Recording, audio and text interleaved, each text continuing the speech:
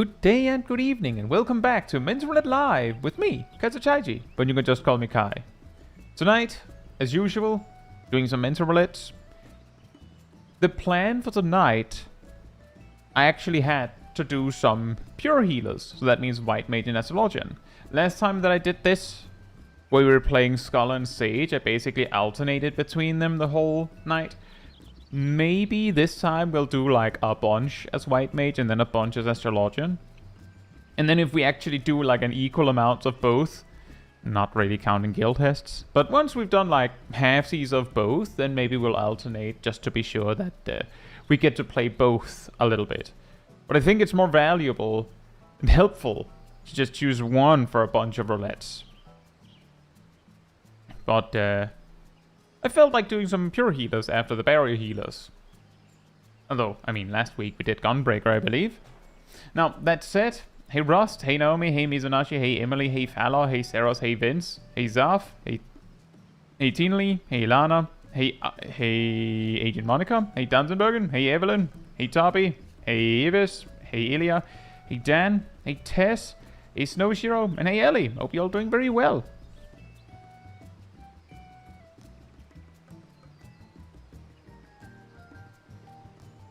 And good luck, Evis.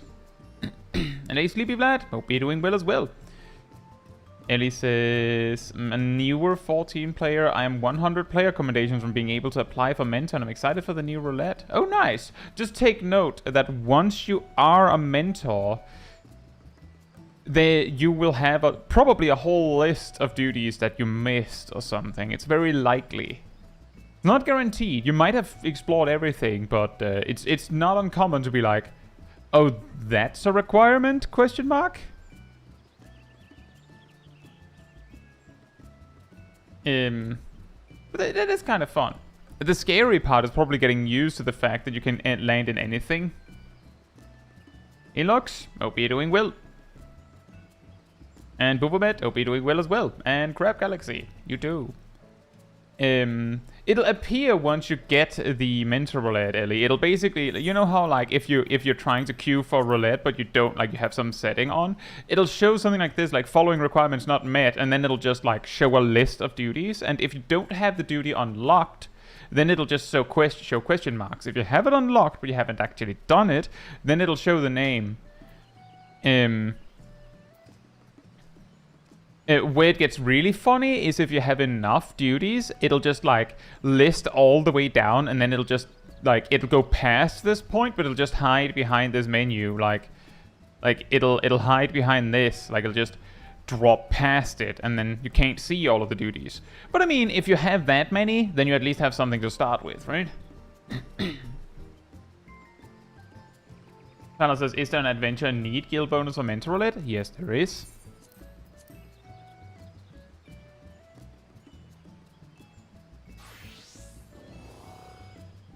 It'll say not all duties are shown. Oh, that sounds like something new. I feel like they have in the past, it has shown like it just went past, but maybe they've changed it. That would look a lot nicer. Snowshiro says, all I had left to unlock mentor roulette when I got it was the final few guild tests. That makes sense. For me, there was quite a lot. But I believe it was because there were a lot of old extremes that I had never bothered to do. And I actually had to go and start on a Realm Reborn relic, because there are 2 trials there. Hey Billy, hope you're doing well. As if only I needed guild for something nowadays. Yeah, see, that's kind of the reason why I'm like, yes, there is adventure and need. I could, if I was really, like, if I was completely out of ideas of what to play, I could just use that as a guideline. Like, every time I'm doing men's roulette, I'll just grab the role in need. But that would just mean that we never get to play DPS, pretty much. Because as you know, even when the game says that DPS is in need, unless it just swapped, like it just flipped to DPS, DPS is not in need. Absolutely not. So thank you for celebrating 25 months as part of the Cult of the Pink, Matthew. Thank you so much. Thank you so much for the support. Did someone say Golbez Extreme? Oh boy. Say Kiwi and Taldemar. Hope you're doing well. And same to you, Matthew. One day we'll get something like Golbus Extreme, right? One day. And hey, Lejaw, hope you're doing well as well. Let me just check.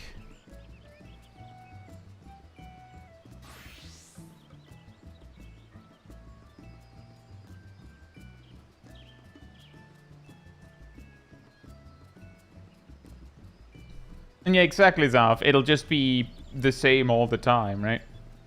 Also, Ilana says, one day there will be like 200 people to say hey to at the start. If we reach a point where it is unfeasible for me to greet everyone, then I will just have to go, hope you're all doing well.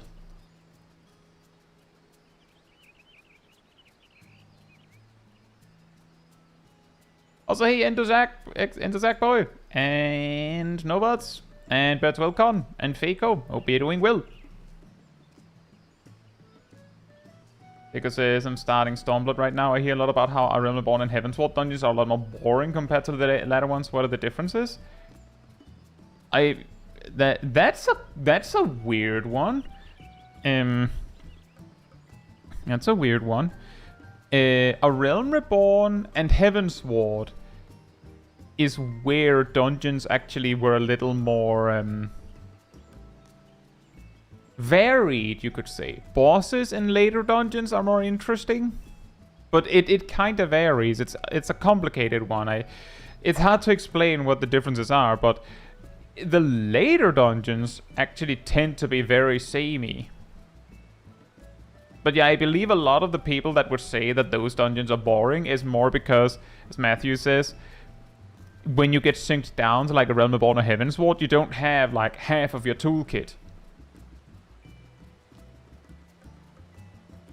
And that is a little boring. And what says, are you excited for the new raid tier? Yeah, it'll be fine. I don't know. I'll have to see what we're getting.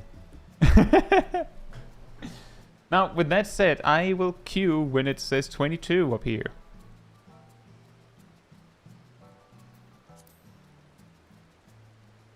Hey, Hagarai, hope you're doing well.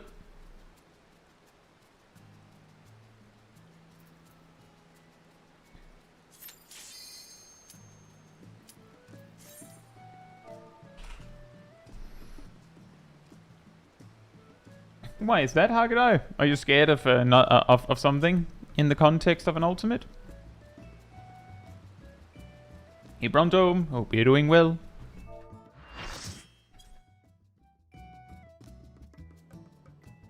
Oh boy. And Lichaw's here.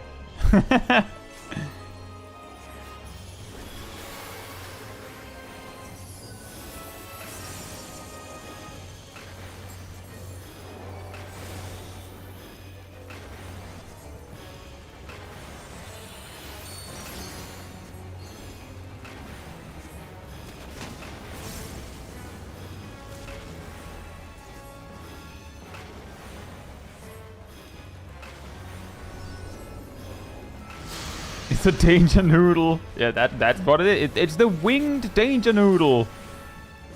Yeah, boy. The noodle himself.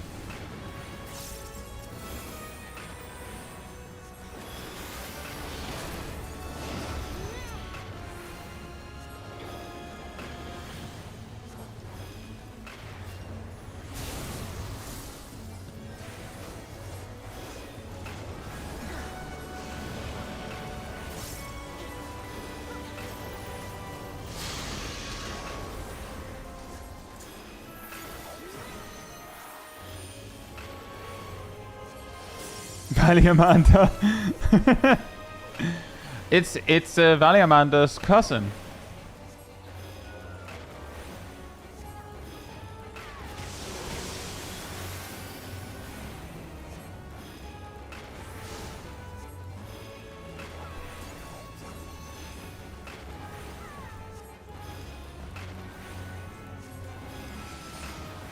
Tiny Commander.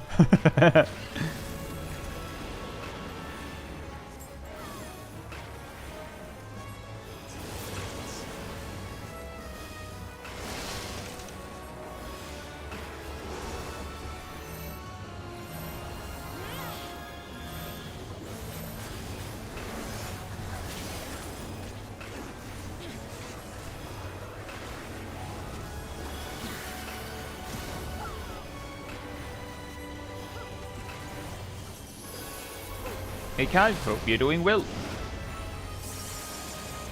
In a trial as a healer, how do you know who heals the tank and who the rest? The concept known as a tank healer hasn't really been a thing in 14 ever, I don't think. It's just you work together.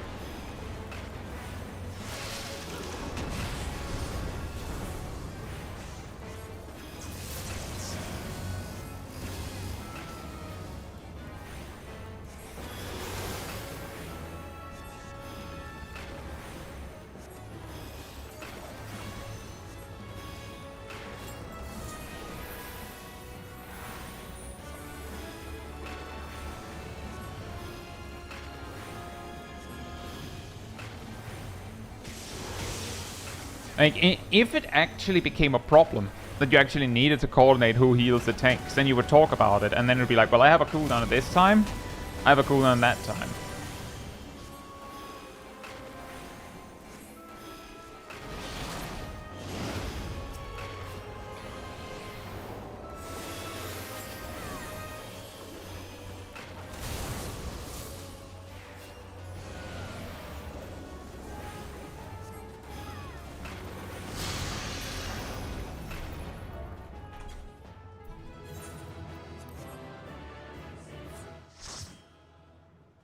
Hey, Mad Hatter. Hope you're doing well.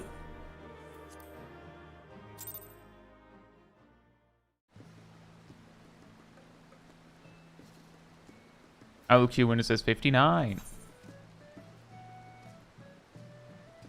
But yeah, the reason why I jumped to that, everyone, is because, like, for example, in, like, at least in, like, really old vanilla WoW, you can check that on your bingo cards, it was pretty common to have dedicated healers for a tank. Like, that healer is responsible for that tank, or those tanks, and things like that.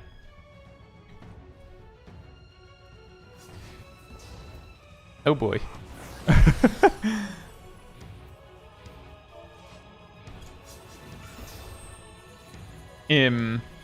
I don't know if that's a thing in Classic WoW, because part of the, like, there was a lot of things back in the day where kind of strange strategies were used to make sure that things were done that needed to be done. Like,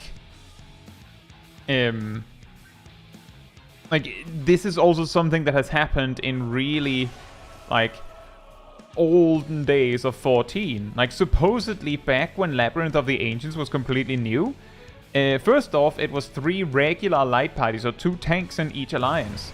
However, it wasn't uncommon to have a tank just be designated some brain-dead task. Like, on the Behemoth fight, like, you need to press a button on the towers or something, and a tank would just be delegated to do that. And you don't need to do anything, just press the button. As long as you press the button, then we're good. That's at least how the story goes. I'll say, Kovac, hope you're doing well. And yeah, exactly, that's what I mean with way olden, like, olden days, because in Classic WoW, you don't do that. In fact, Classic WoW, it isn't unusual to see a healer attack, whereas in Vanilla WoW, that's ridiculous. Why would they do that?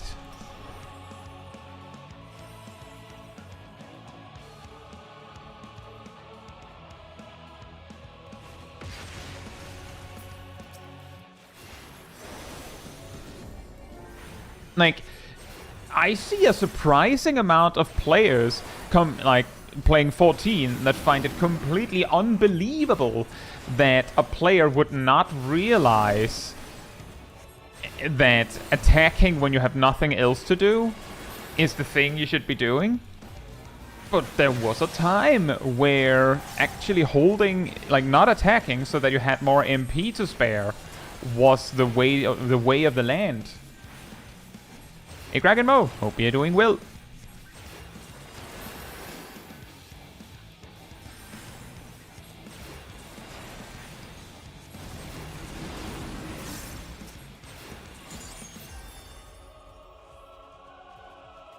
Can they not see the footsteps in the snow?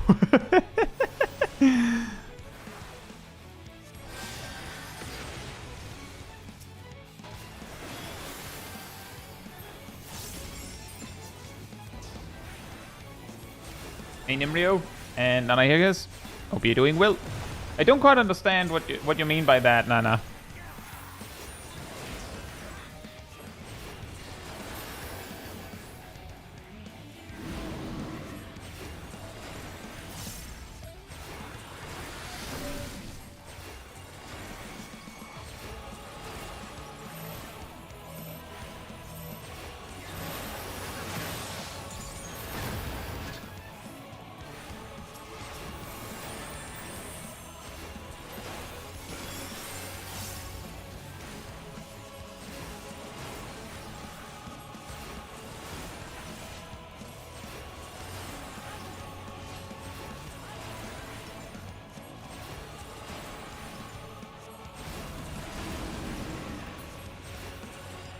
Bruh.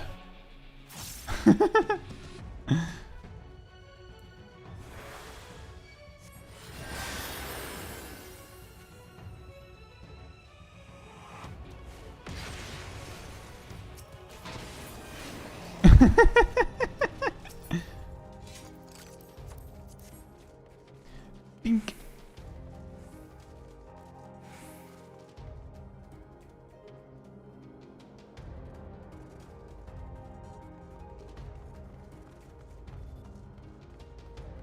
Yeah, to your question, Nimryu, it doesn't seem like there's much on EU, but that isn't the first time that this has happened.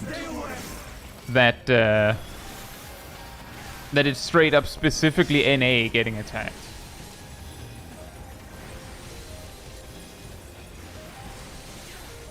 Oh, see, Nana, the thing is, on the one hand, you're actually exactly who the kind of person I'm talking about when I say a lot of people are shocked that it isn't obvious to players that one should attack when you don't have anything else to do. Like, you're actually the exact person I was just talking about, which is actually incredibly funny.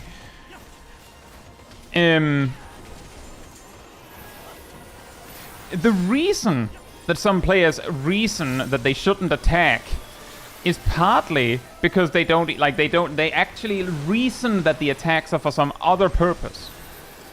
It makes sense once you understand that attacking makes sense. Then, like, I know that sounds really, really ridiculous and roundabout, but once you understand that attacking is what you should be doing with your spare time, then it's actually really hard to reason why you shouldn't. Because why shouldn't you? And the simple answer is, for some players, the reason why they go, I shouldn't be attacking, is because what resource do you use for attacking? MP. What resource do you use for healing? MP. And for instance, in Vanilla WoW, the reason why you didn't attack when it was safe to do so was because if you cast a healing spell, your MP recovery would stop for 5 seconds, which meant that if you went, well, it's safe to attack now, then it might mean that in 2 minutes you don't have MP because you paused your MP regen now.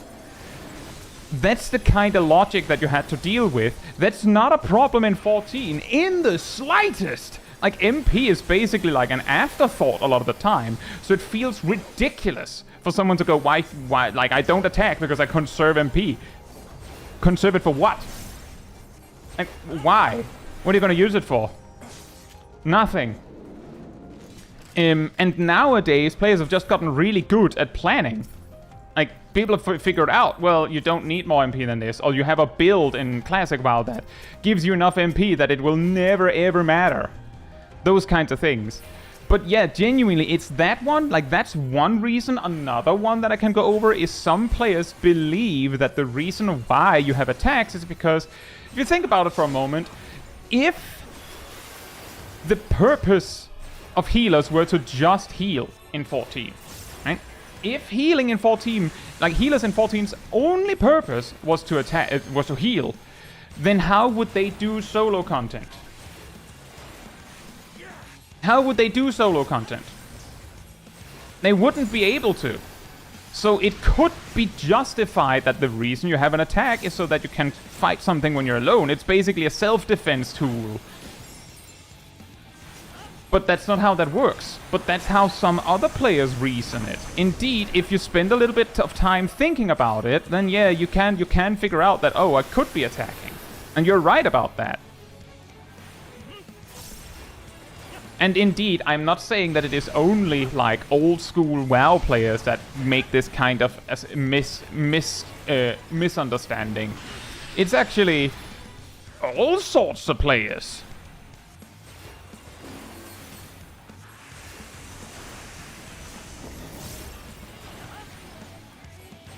Hey, Asymmetricon and Xarian, hope you're doing well.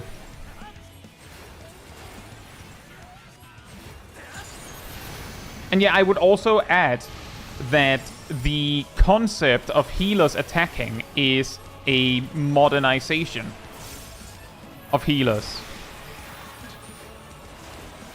It's actually like there's a whole separate logic to it, which is question, is it fun to just stand there? Hey, Bocage. Hope you're doing well.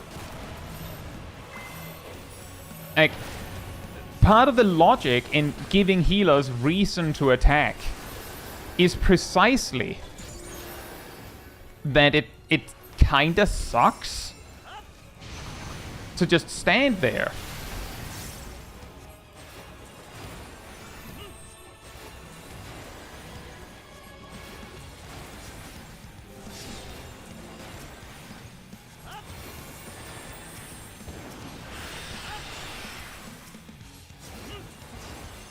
So that is kind of why a lot of the time when you have a healer in a more modern game, they give the healer at the very least a basic attack and give them reason to use it.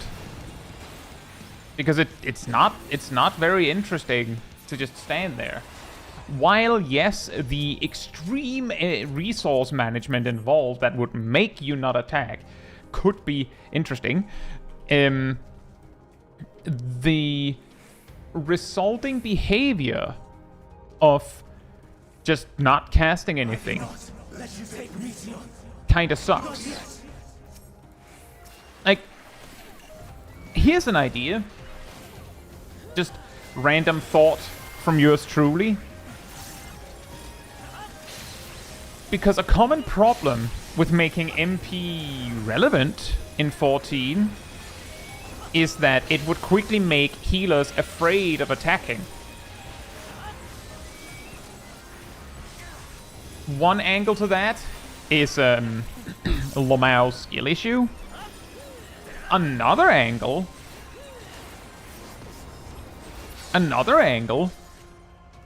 is how about you made MP relevant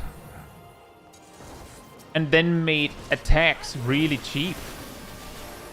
That would also be a way to solve it.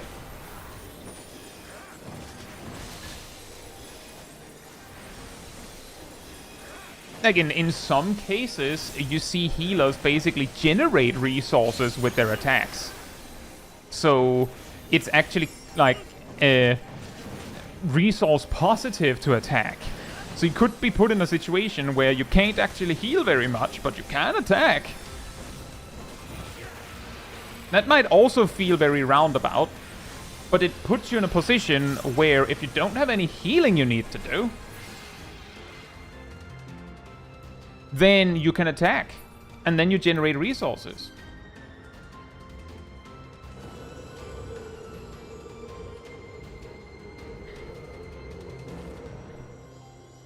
I must hear their answers. I agree with you on that, Nana, but here's the thing. The arguments that I put forth as to why some players don't attack in 14 are rooted heavily also in 14. The thing that 14 has in common with, for example, WoW, is what resource do you use for healing? What resource do you use for attacking?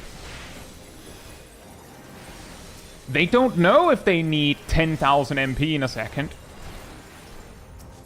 They would probably learn it if they paid attention to it. Then there's the whole angle of, well, whether the healer attacks or not in a casual duty doesn't feel as impactful. So they don't really get put on the spot of needing to worry about it.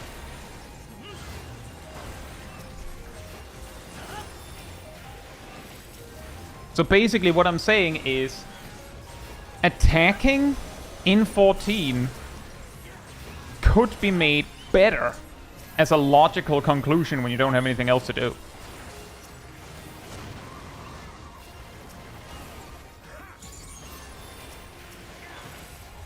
Hey, go to bed. Hope you're doing well. But that is a very good analogy, Nana. The, yeah, well, you learned other things in life with different rules from each other. And just because one thing looks a little similar to another doesn't mean that it's the same. And that's a fair point.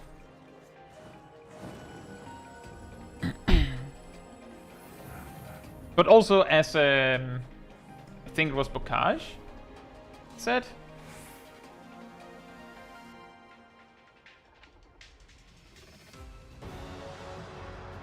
someone mentioned just a bit ago, is some players actually go in with some ludicrous assumptions. I put out a short somewhat recently about sprinting in dungeons, and someone in their attempt to argue that no, you should not sprint in dungeons, was so focused on trying to argue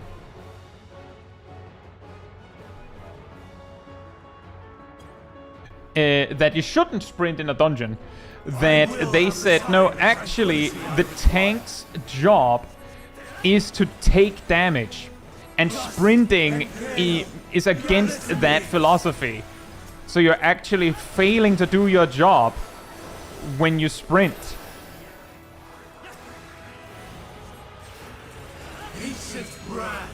Unleash your power. I hope I don't need to explain to any of you why that's ludicrous. Dancing winds, pierce my foes. I was like, okay, so what's the point with all these defensive cooldowns? Stars on high, fall as rain.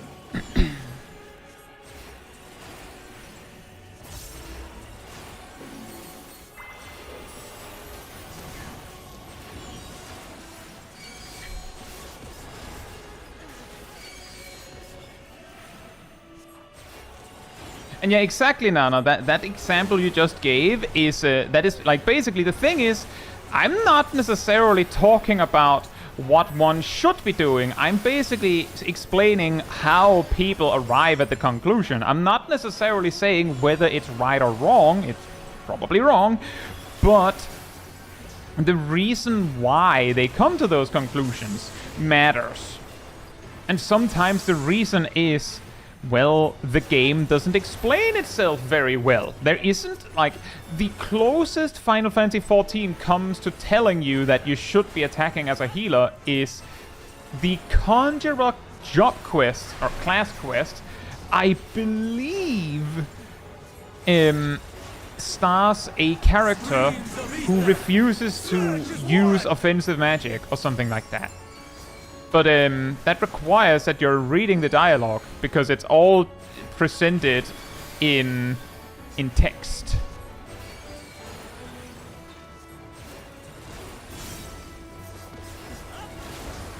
And the only other place where they try to explain this stuff is in Hall of the Novice, where one of the initial tasks, the duty or the test testing your ability to heal someone, if your tank is healthy, then in text the NPC will be like, hey, if the tank is fine, then you could attack a bit. But if you don't attack, your tank will win eventually.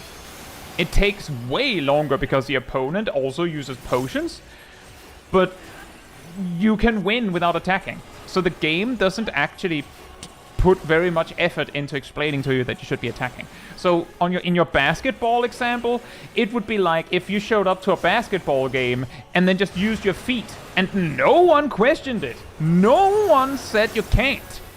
They just grumbled that you were cheating, but they were just grumbling to themselves. They didn't actually point out that, hey, you're not actually allowed to do that. Stars, not even when transformed.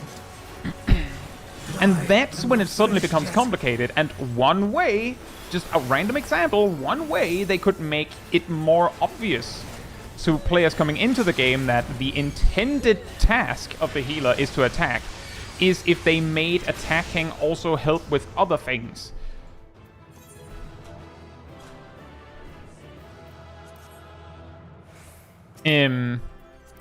Like, for instance, in other games that features healers, a lot of the time, the healer gets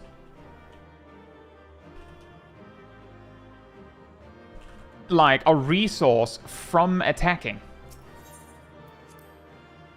Bowmet says Sage kinda uses it with Cardia. I feel like Cardia is a really, like, it's a true example, but it's a really weak example.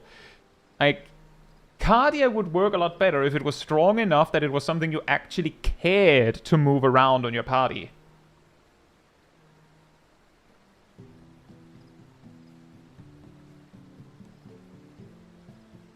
Congratulations, Evis!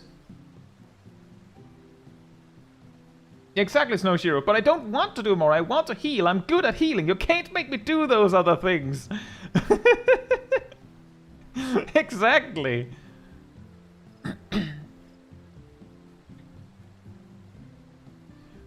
Brunson says, wait, so why does sprint mean tanks aren't doing their job? Yeah, so let me just explain that one again.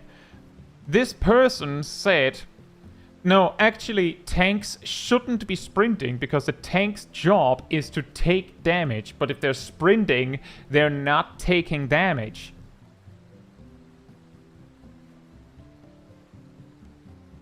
Like, that one, to just round off a little bit better on that one, is... Read further down. Sorry. The tank's job is to take damage well. Sorry. There's a lot of text here.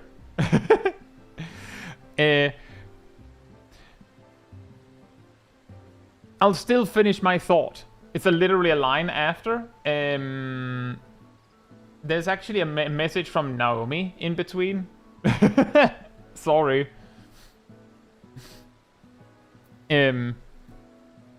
But basically, if we just ignore the insanity of that statement for a moment, Matt Hatter says, but by sprinting you can avoid auto snow, which is less damage, which means less healing, which leaves more room for attacking or eating tacos in between pulls.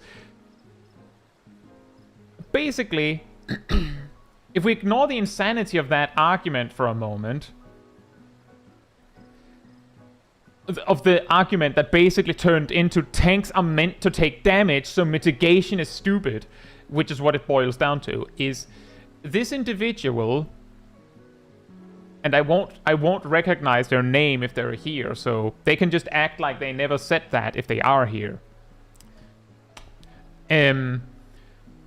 Is they started with, I want to justify that tanks shouldn't be sprinting. And then they tried to work their way back to an argument. But when you do that, you forget that an argument can lead to many different conclusions. And they basically just found an argument that did indeed mean that they were right about tanks shouldn't be sprinting. Forgetting that if that's the reason you shouldn't be sprinting, then your tank is a meaningless character.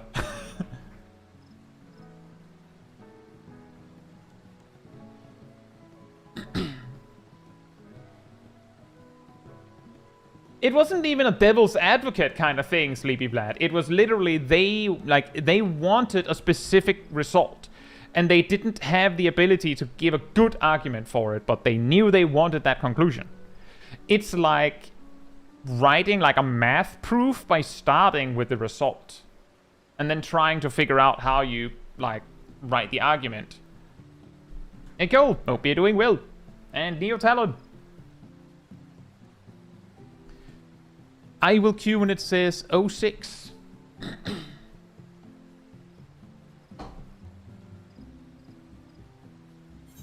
But it's really like some arguments are really funny like that. And because math still makes sense. Not always, go to bed. Sometimes you'll have a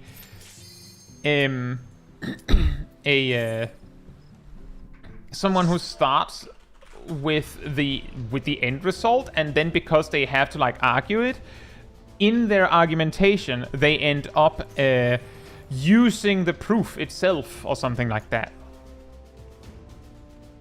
Like if you start with the end, it might be very easy to forget that you need to actually prove that.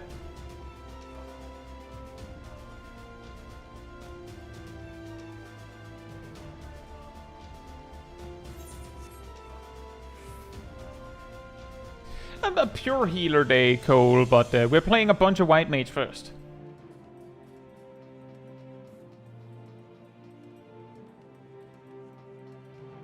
Exactly, Zarian. And yeah, kind of circular reasoning sounds like a good way to put it.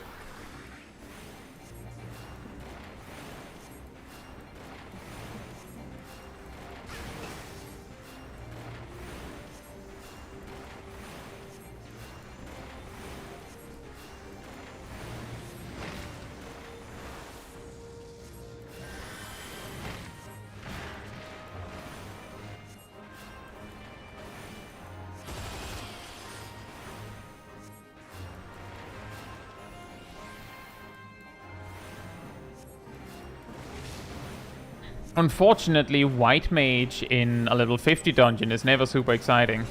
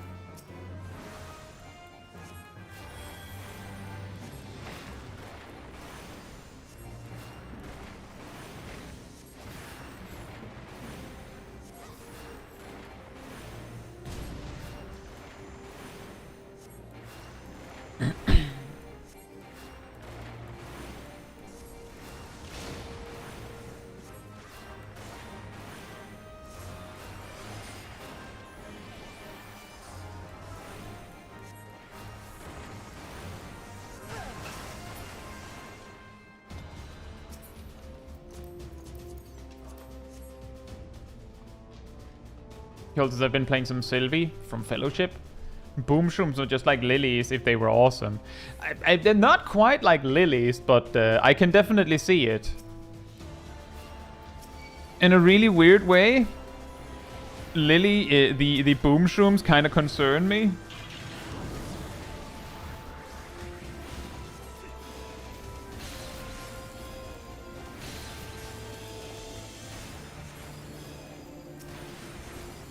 Mainly because the presence of the boom shrooms kind of mean that that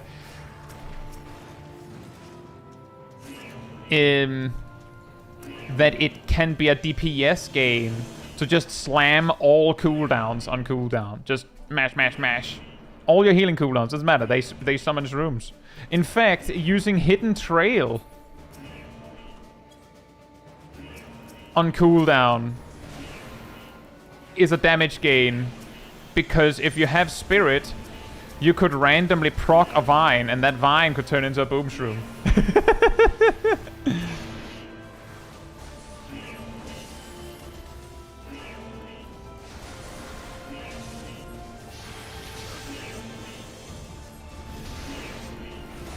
Hey Ace, hope you're doing well.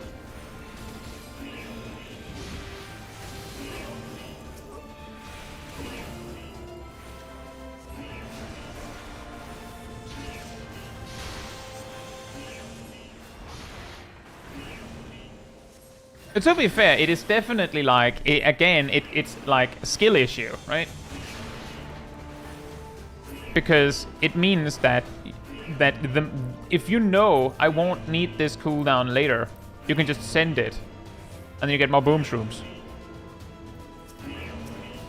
But it does still just feel weird, because it means something such as Hidden Trail, which is basically, for anyone that has not played Fellowship, Hidden Trail is a 30-second cooldown that has the effect of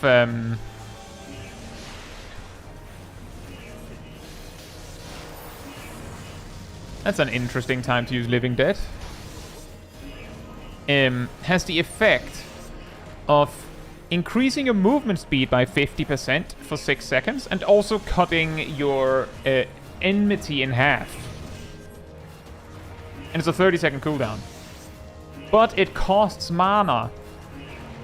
And Sylvie and all characters in Fellowship have a stat called Spirit, which you can stack, and what it does is every time you do insert thing here, there is your Spirit's chance that it doesn't cost anything, or that it refunds itself, or something like that. And for Sylvie, it's every time she spends MP, or mana, on anything, there is a Spirit % chance that she gets the cost refunded, and a Vine spawns. And the Vine attacks for 27 seconds and increases your healing output for the duration. And when the Vine dies, of, expiration date, it turns into a boom shroom, which you can send at will within the next minute in a wave of all of the accumulated boom shrooms you have for an AoE burst.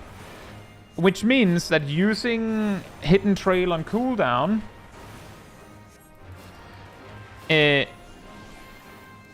is like just rolling the dice. If you have, say, 20% Spirit, which is a decent amount, you're rolling you're trying to roll a 1 on a D5. And if you do, you get some free damage. It's a little silly.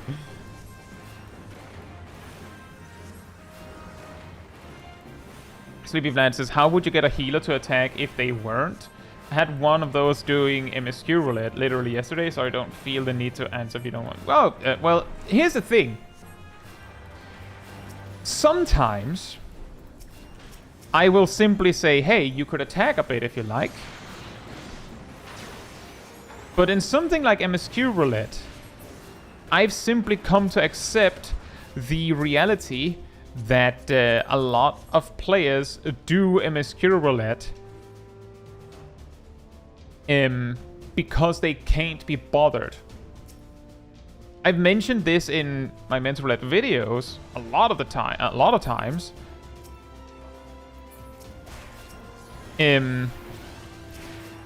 That if you land in MSQ Roulette, that is the highest probability that you'll meet people that do weird stuff. Like that's where you will find that weirdo that only casts Blizzard 1. Or a Dragoon that does their 1-2-3 combos in reverse. Or a Viper that uses AoE on single tag and it just clicks buttons at random. Or where you find a tank that only does their single target combo, even on AoE. Or where indeed you find cure bots.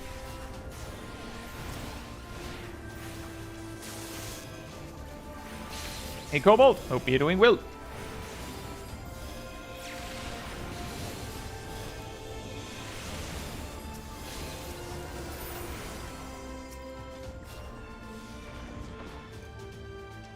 It's just annoying, like, unless it's a new player, you know what you queued up for. Well, MSQ Roulette is that's exactly it. I don't know what to tell you. I agree with you. Is the Dragoon based on a true story? No, it's not.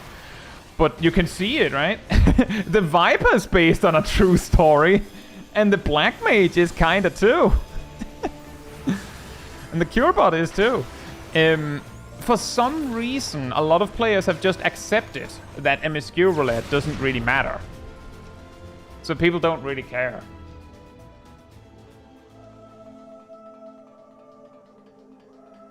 But I agree with you that's just annoying. Like, come on. You queued up to play with other people. At least play. But it's really hard to tell the difference between someone who does that because they can't be bothered to do more, or they do that because they don't know better. And the difference here is, if they don't know better, then you're alright with it, almost certainly. But if they're deliberately slacking, then you're not alright with it, probably.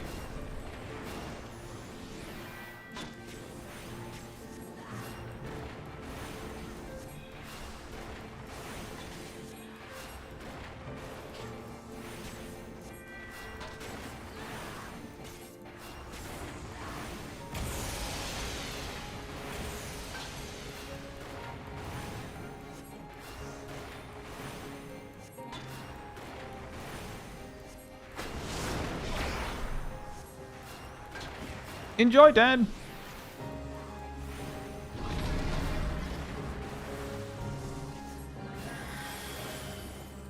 But yeah, that's also why when I'm doing mental roulette here, like whenever we have run into, like, for instance, a healer that is very very dependent on their GCD heals, like they're really spamming them, I'll be like a little frustrated, especially if it's like a really high level duty where they really should know better.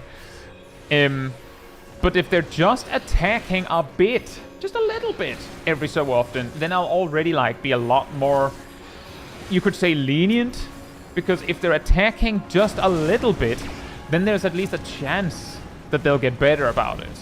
Like they'll learn that they can attack even more. But if they're not attacking at all and they're in like a level 90 dungeon,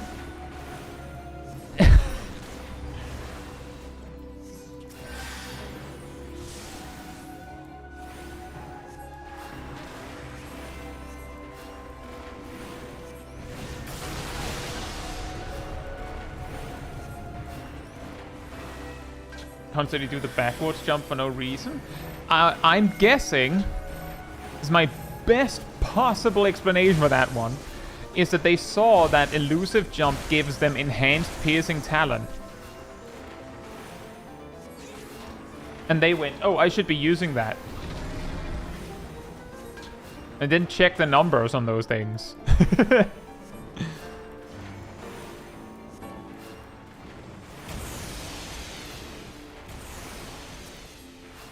Like, I've seen that kind of situation a few times.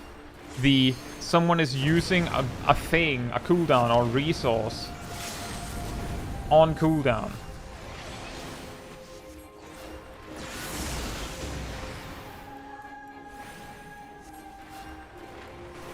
And that is like, that one turns back a little bit to that whole argument about healing.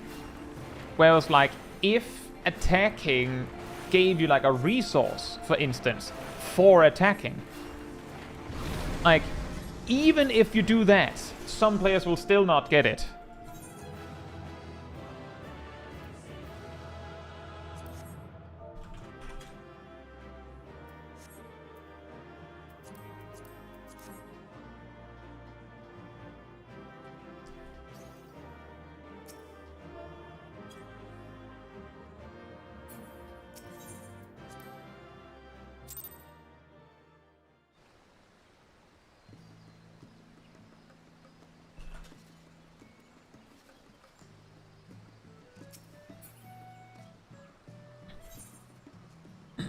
I will queue when it says 52.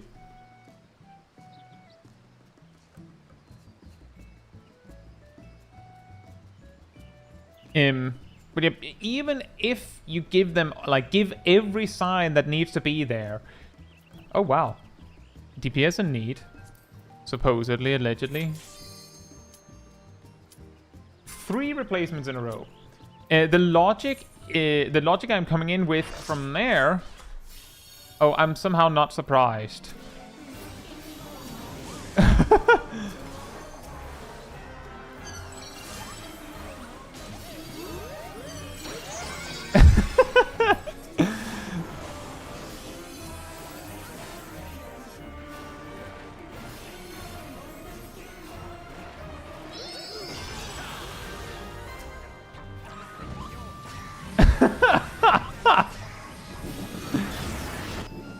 Hey Jet, hope you're doing well.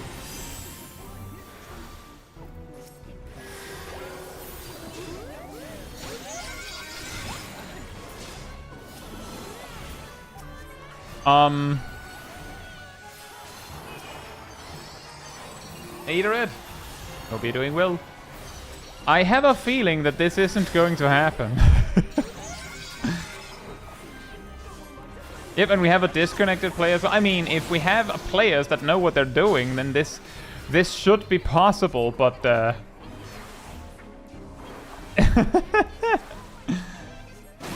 remember, just last week we beat this with 4 players.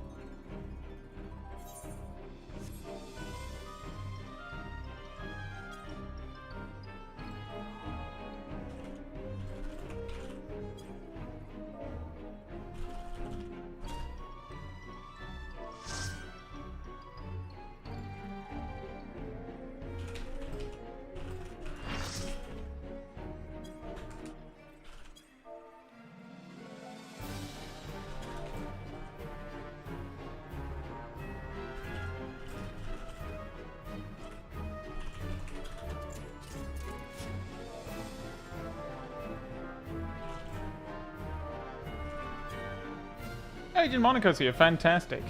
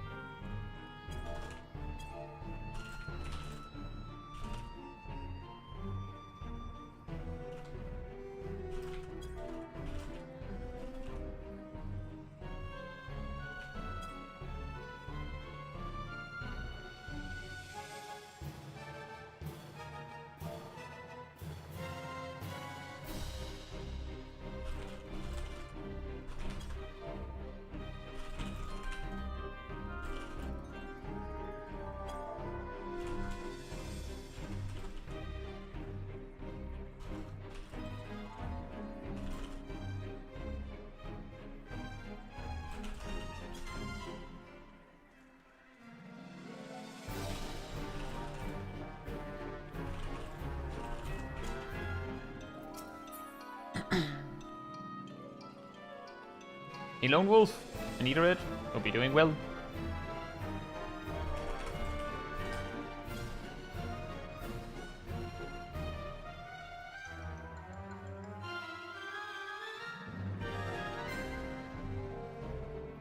So here's an interesting insight, as I've explained about Ramuh Extreme as well.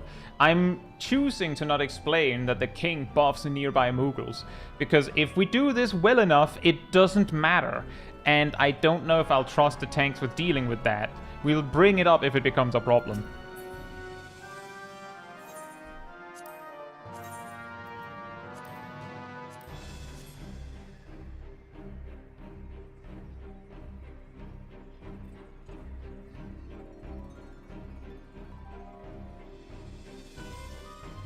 Hey Jasper, hope you're doing well.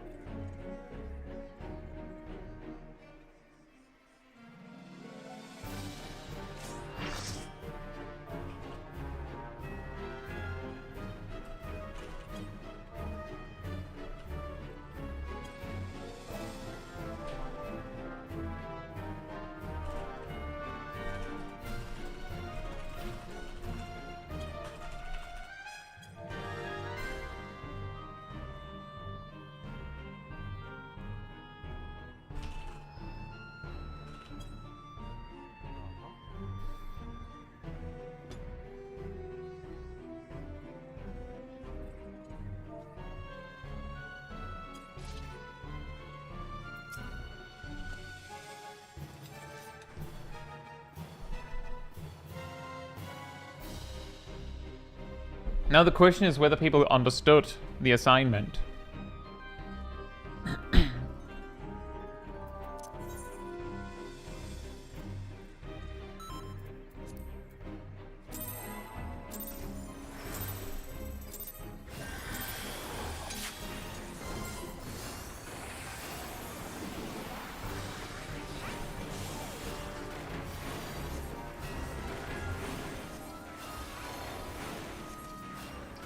Thank you, Grab Galaxy.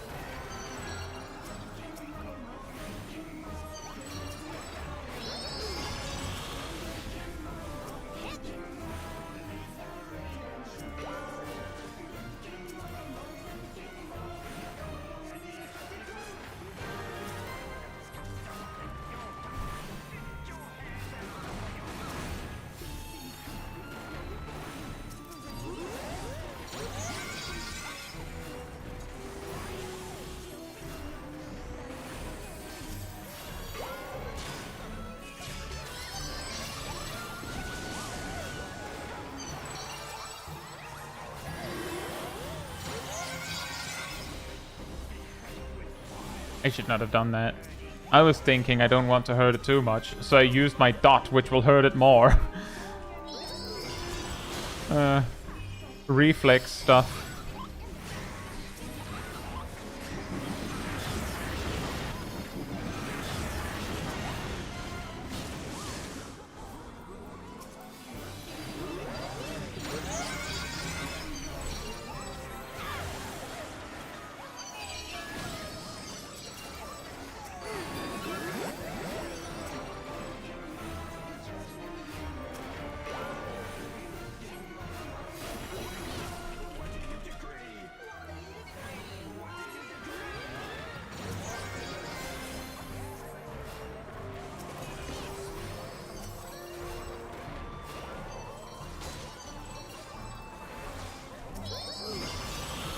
That's going to be difficult to stop.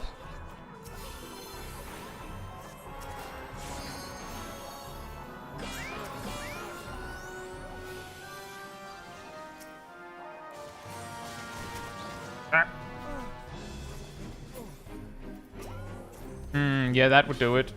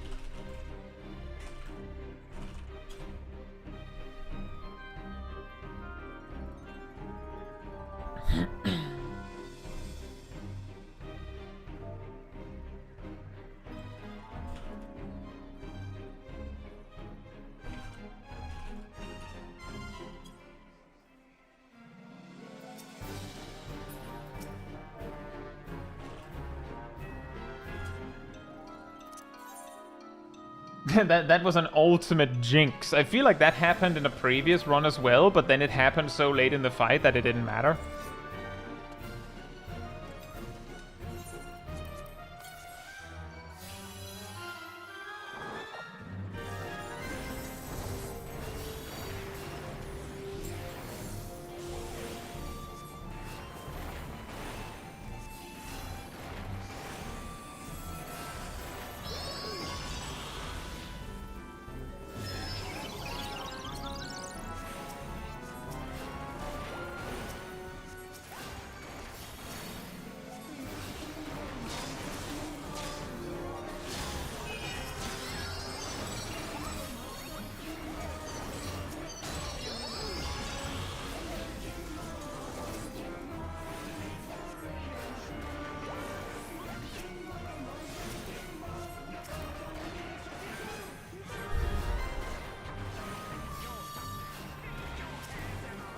I'm not a fan of the fact that the king is just randomly in the mix. It's really confusing me.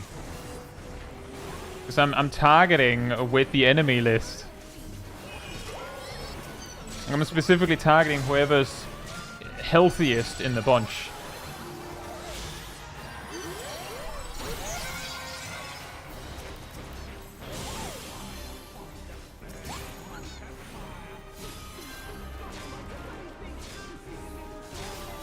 Oh, something died.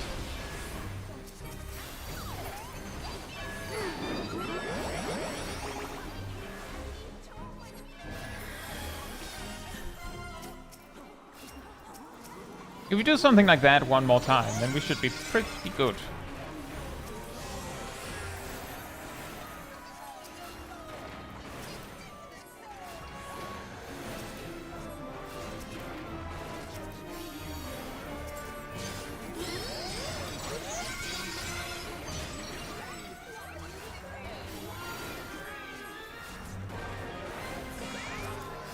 Oh, here it comes again.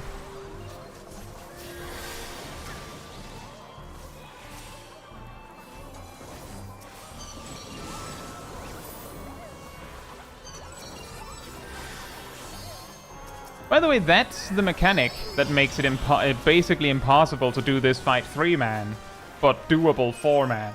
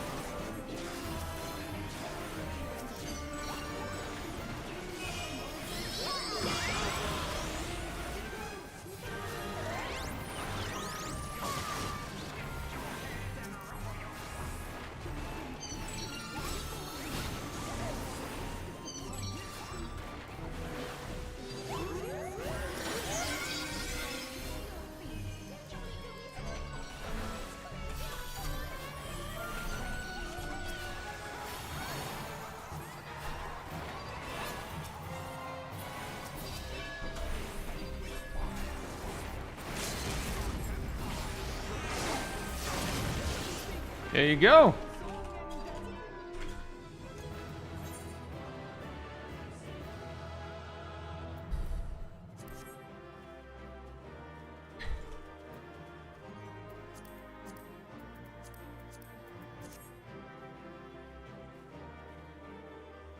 Very nice. Was that third pull, including the one that I landed in the middle? Nice.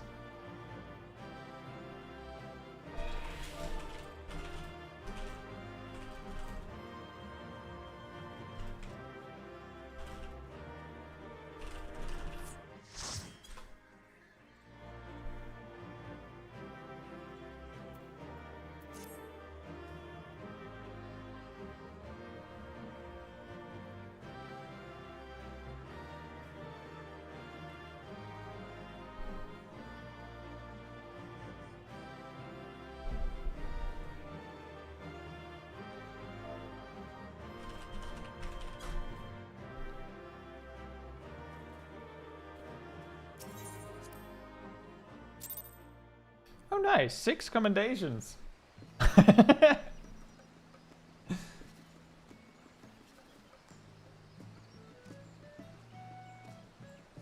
Hey, Ebenhard and Fronatos. Hope you're doing well.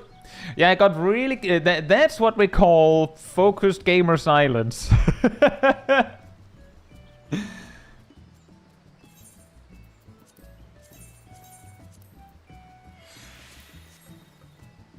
And Echo, hope you're doing well.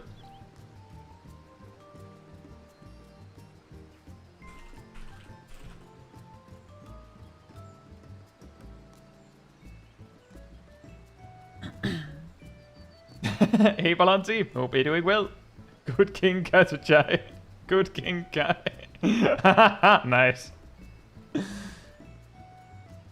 Agent Monica says the Muggle Mogs theme sounds like something straight from Nightmare Before Christmas. Right? Right. Anyway, I'll be right back and then we'll continue.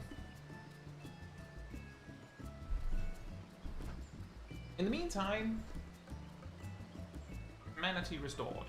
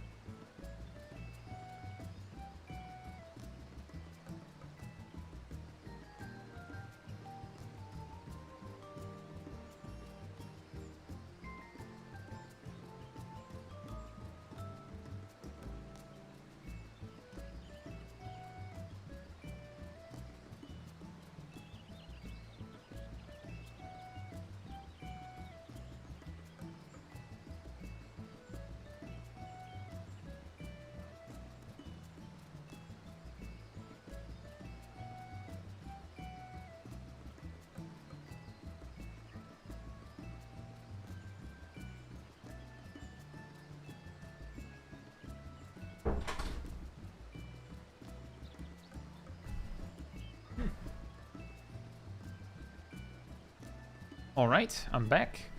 Just a random thing I wanted to mention is the red mage that I commended at the end. During the complete madness that I landed into the duty in as a replacement, that player specifically said in the party chat, guys, I've looked up a guide. What we need to do is hit them all low, kill them, do that twice, and then one last time and then kill the boss. Like, this person was looking it up and people were responding to that. So I just said in the chat as that was happening, I was like, I could just explain it after we wipe. And then they explained half of it, and then I explained the Moogle, like the Morgsguard specific stuff. And to those asking, how was Thornmarch hard before the rework? It's like not drinking water? Wow, Balanti. The difference between hard and extreme before the rework. Thank you so much for the super chat, Mizanashi. Thank you. Good work in Thornmarch Extreme, kind Monica. What ice cream do you want along with this super chat? I like pistachio. Thank you so much. The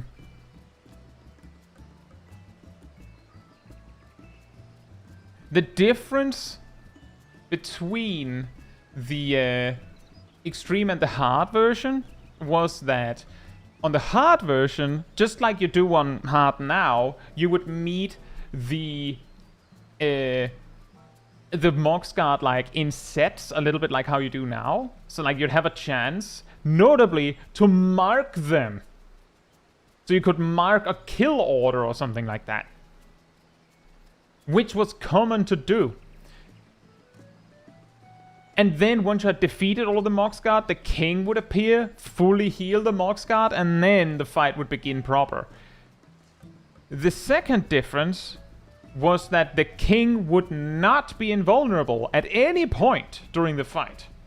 Which is actually a bad thing, believe it or not. Another thing is the king would never heal the Moxguard again after that initial one on hard. So if you kill the Moogle, boom, out of the battle. They will not appear again. So the reason why you put up a kill order was so you could get rid of the more problematic Moogles earlier in the fight. Notably, it was pretty common to mark the white mage and black mage as first and second kill order, because the black mage would still use that huge circle AoE and things like that, so it was easy to just get rid of it. And the white mage would heal, obviously. So those two were the most problematic ones, and the rest don't really do anything. It's hard, right? Especially the tank Moogles, they did so little that it was pretty common to not kill them at all. As in, it was common that the fight would end with the tank Moogle still alive. And the reason was that when the king hit exactly 50% HP, I believe, he would cast Memento Moogle, which is the Harden Raid from Extreme, as some of you might remember. And the way Memento Moogle worked on hard was that it dealt damage relative to how many Moxguard were still alive. And if like half or so of the Moxguard was alive, then you would die. But if like 2 was alive, easy game. Which is why you would leave the tanks, because they took the longest to kill and they didn't do anything. And the most common way to wipe was simply that it took long enough to like grind your way through the Moxguard that like a tank, maybe 1 DPS, just going all in on the boss and just bursting the king could mean that he would hit 50% before you had reached a survivable number of Moogles alive. So basically, all it took was one person not paying attention, and then the fight was unbeatable. One person. Fun, right? I will queue when it says 46. Right, Ender? Indeed. Probably a lot be like, what happened? But yeah, it was pretty common that people would like mark the kill order and be very vocal about it very early in the fight. Or like during the like people on the cutscenes kind of deal. Because it was that important.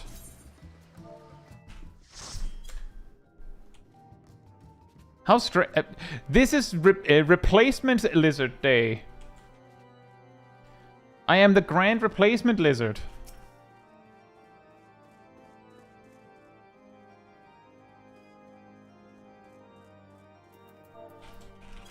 And the samurai remembers me.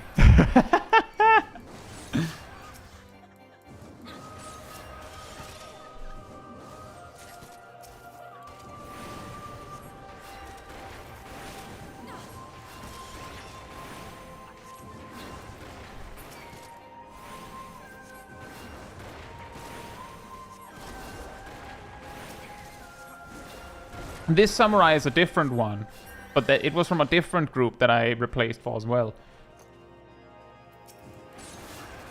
To your subject, Nana, I actually have a whole video on this kind of topic. about misconceptions about mentors, and by extension, mentor roulette.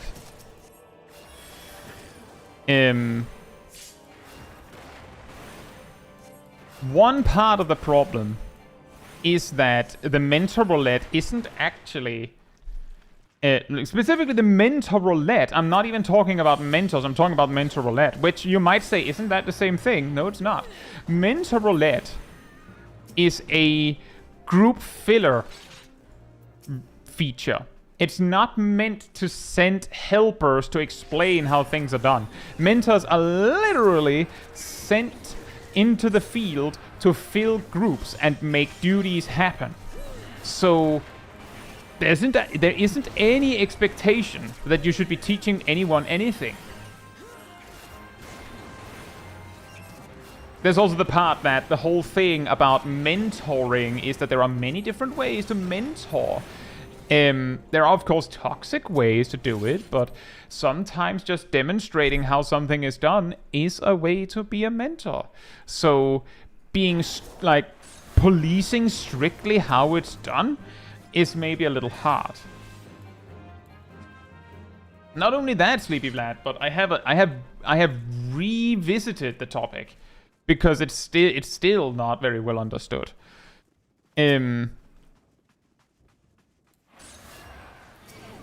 You don't give any opinions on how to fix the situation? Oh, see, the thing is...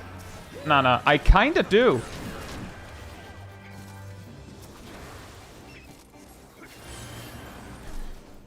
The problem is... If you assume that mentors are meant to be teaching in Mentor Roulette, then the problem is with your assumption about what Mentor Roulette is. Like, straight up... Basically, it's the basketball thing you talked about earlier. You're going into it assuming one thing, but that's not what it is. That's not what it is. Mentor roulette is filler roulette. It has nothing to do with teaching anyone anything. So if you think that it is, then the solution is to stop thinking that it is. However, with mentors, now that's a whole different story, and that one is, I think, unsolvable. Because how do you make sure that anyone who gets the mentor crown are actually good as a mentor? How?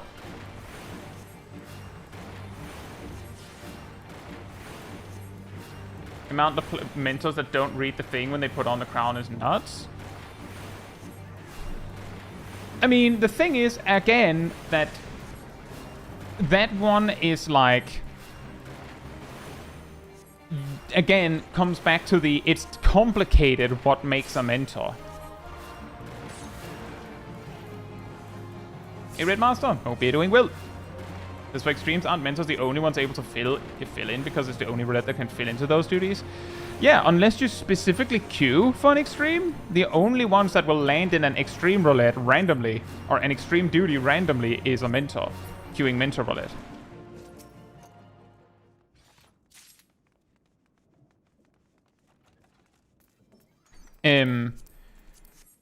But yeah, the reason why I'm saying it's unsolvable is because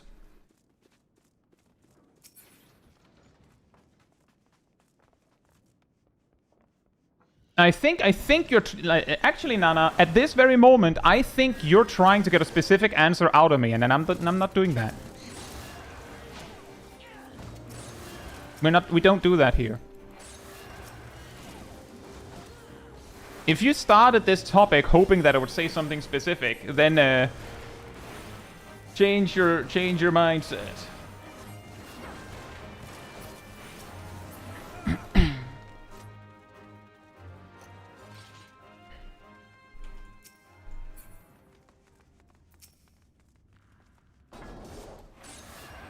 The problem is with the validation process. How do you determine that someone is a good mentor? Isabe, hope you're doing well. How do you qualify as a mentor? Like, how would you qualify someone and be like, yes, you will make a good mentor? How would you do that?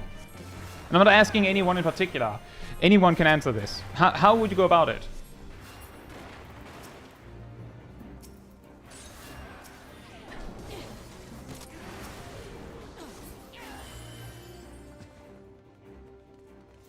Okay, fair enough, Nana.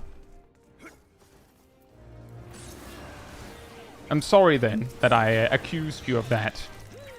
Yeah, how do you think? And this one I am actually going in with. I have a pretty good idea of what the correct answer is to that one.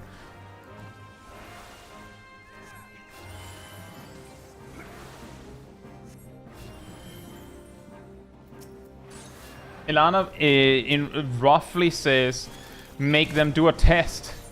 Make them prove that they would make a good mentor. And yeah, that would be the way. Show of hands, how many do you think? How many of you think Squeenix will put forth the manpower to review those?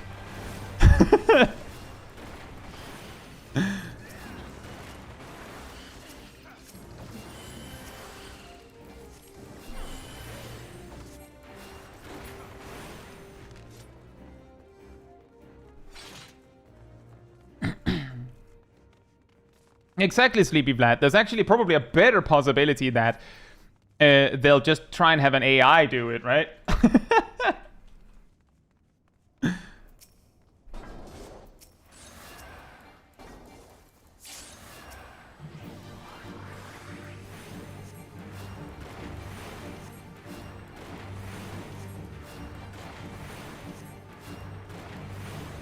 And that's true, Vince. Basically,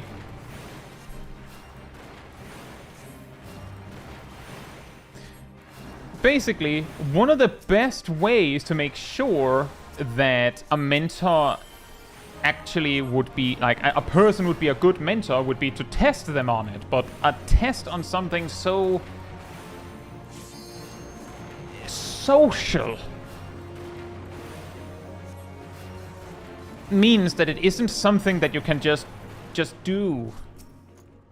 It's not that simple. So it just doesn't work like that.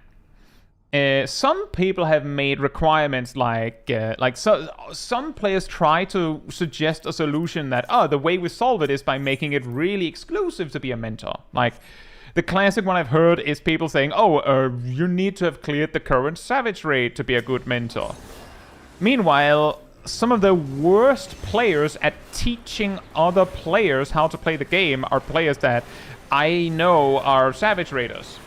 Because they have reached such a point in skill where they can't actually really, they don't really align mentally with a new player anymore. Just as an example. That doesn't mean that a person that has cleared the current savage raid is a bad mentor. But it does mean that having cleared the current savage raid has nothing to do with being a good mentor.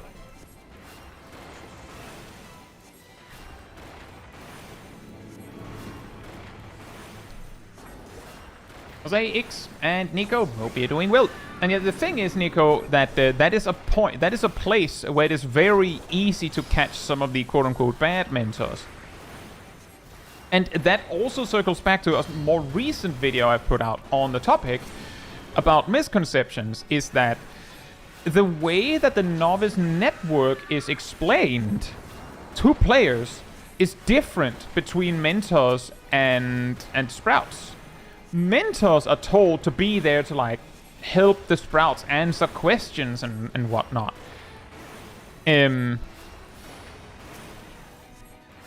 the sprouts are basically told that it's a hangout spot, that they can just do whatever they want. I've tried to explain it or describe it as imagine the Novice network as a classroom,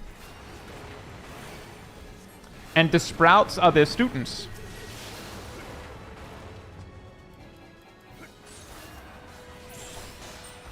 The sprouts are the students, which makes the mentors the teachers by elimination.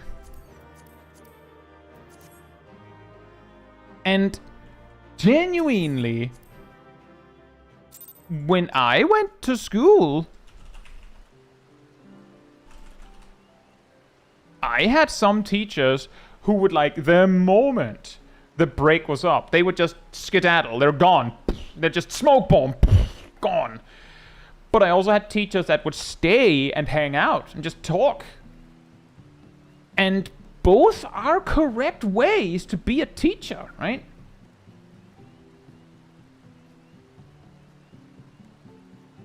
Also true, Momokujo, people who are Savage Raiders and people who don't do Savage have a different idea of what a good mentor should be. Zayfern, hope you're doing well. And Siege. But, like, basically, this is another point, just like what I said before, that being a good mentor can be done in various ways. Some do, like, lead by example, some talk a lot, some explain a lot. And the same applies for Novice Network. Some make a welcoming environment by just quietly answering queries when they appear. That's it. And others basically treat it like a homeroom, right? And we're just hanging out. Hey, come on in, new guy. You come on in. Like genuinely, some people might be afraid to ask a question into like a completely silent chat room. So by making sure that there is a flowing conversation, you can ask your question, and if no one has an answer, your question will just quietly flow up. So there is an argument for that being a good thing, but there are also like limitations to that. Like basically what I'm getting at is that being a good mentor is very difficult. Also, that's exactly right, Fern, that Mentor Roulette is first and foremost a group filler tool.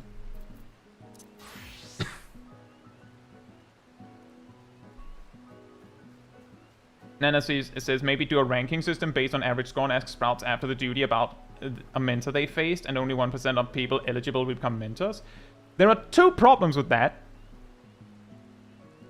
The first one is part of the point of having the mentors and going into Mentor Roulette is to make sure that duties happen. So massively cutting down the amount of people that can become mentors would cause problems there. Also, 1% of the people eligible will become mentors. Of the people that are eligible, only a fraction of those will choose to become mentors. You can be a nice guy and just be like, I don't feel like mentoring. So making it super difficult to become one will also cause problems. The second problem with that is, guys, what's the easiest way to get commendations? What's the first step to get more commendations? What's one of the first things you should worry about to get commendations?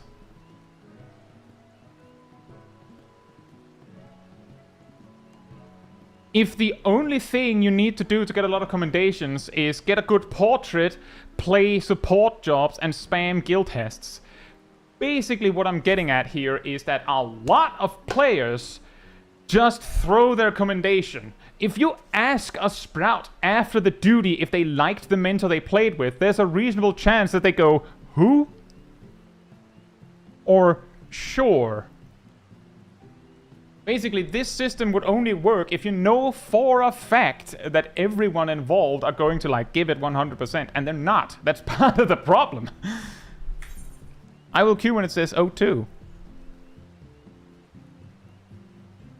And that's what I'm getting at, is that the solution is there. The problem is that it is basically unreachable, because it requires things that we can't achieve.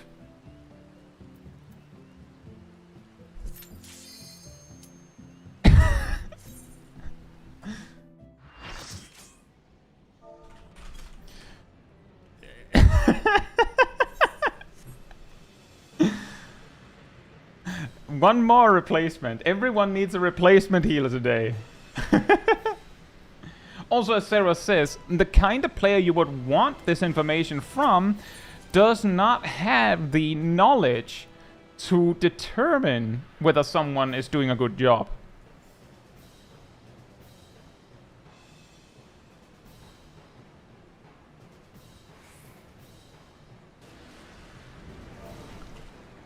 Oh, whoa, whoa, whoa, whoa, whoa. Ow, ow.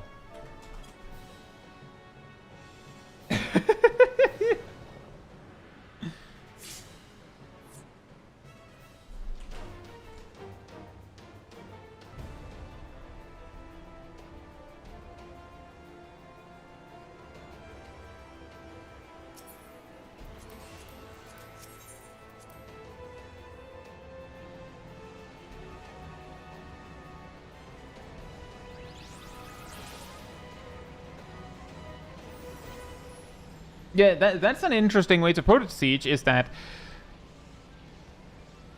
Actually, that's a solution that... I'll say, Flo, hope you're doing well. That is a solution that I haven't seen presented before. I'm building a little bit on what you said. But this goes back to...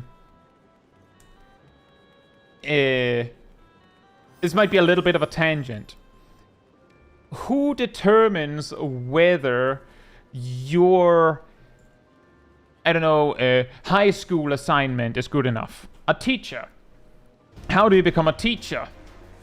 Well, you need to do assignments by people that are already qualified as teachers, probably a little bit beyond that. But how do you go beyond that? And like so on and so forth, go up the chain. Like it's the same, like if you want a PhD, who determines whether you're qualified for that? Other people with PhDs or, you know, professors that have been there for a while. So a way that you maybe possibly could go about getting good mentors would be to have good mentors, and then as part of the process require that they review and, you know, do the work of qualifying other potential mentors.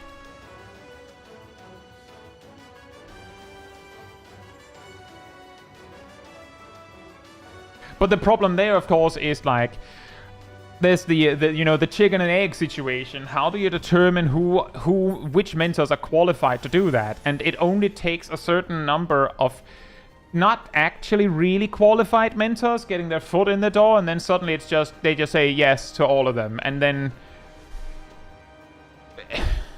back to where we started, right? I'll say, Shaq, hope you're doing well.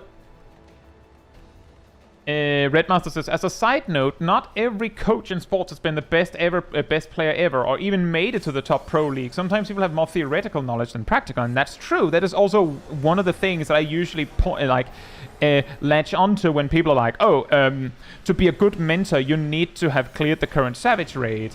It's like, I'm just saying, I have actually not cleared an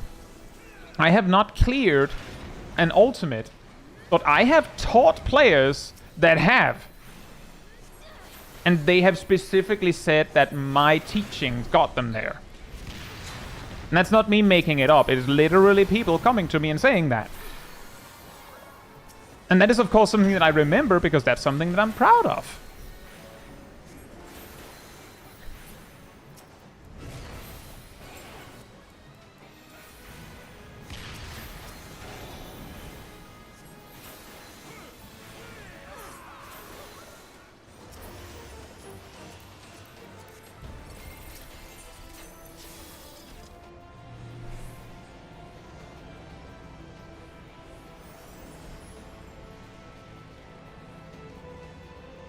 Haley also says many people who know how to do don't know how to teach others. That's also why I'm not a huge fan of the I don't even know what to call it. This thing some people say that those who do and those who can't teach or something like that. That basically sounds like the implication that you only teach if you can't actually do something. You might not be able to do it, but it also gives the implication that a teacher, teaching itself is not actually an impressive task.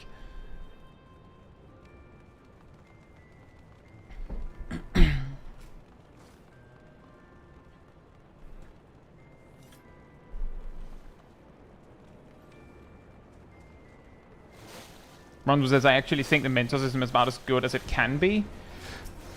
Based on the limitations of the system, I kind of agree. Because that's the thing that it usually comes back to for me as well. Is there isn't that much we can do to make it much better.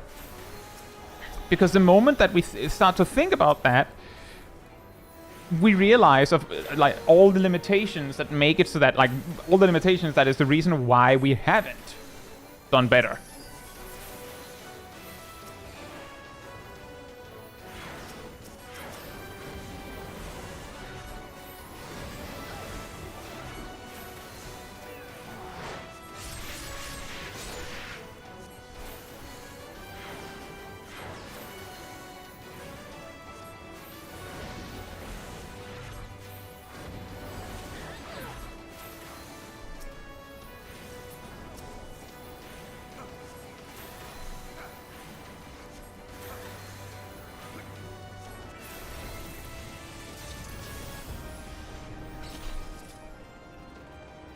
I think there's also something to be said that some of the reasons why there are mentors that have no business being mentors in Final Fantasy XIV is because there are technically rewards attached to it. The thing is, and this is a very important detail because I've heard, like, whenever I've brought that up, I have had some people go to, like, nuclear levels of, like, counteraction. By which I mean, oh, if the rewards are the problem, then actually there should be no rewards whatsoever for being a mentor, and also actually it should be like they reach a point where it kind of sounds like it's a punishment to be a mentor, forgetting that people are doing it of their own free will. They're offering their free time to like do content and like possibly do content anyway, and helping others with doing it. The current path to mentor has zero to do with mentoring or teaching. That's correct. Hey Mandalorian, thank you so much.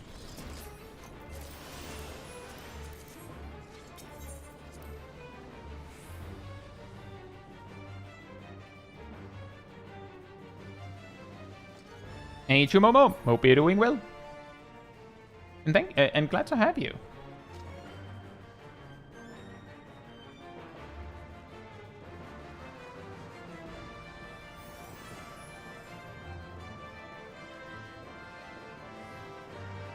Yeah, basically what I'm getting at is that, to be fair, the rewards for being a mentor are horrendously bad.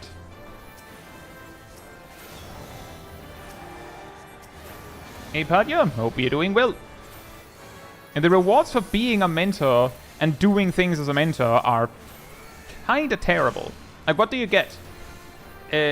Nothing for just being a mentor, first of all. You get like the crown next to your name. I guess is a thing. Doing mentor roulettes gives you a few things, including a mount. It's a very old mount. It's a very old mount.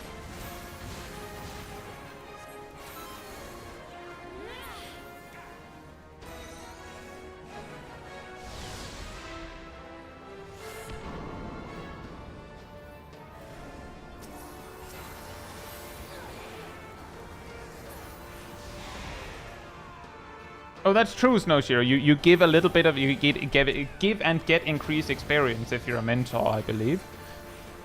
If you're paired up with a sprout, then both the sprout and the mentor receives this bonus.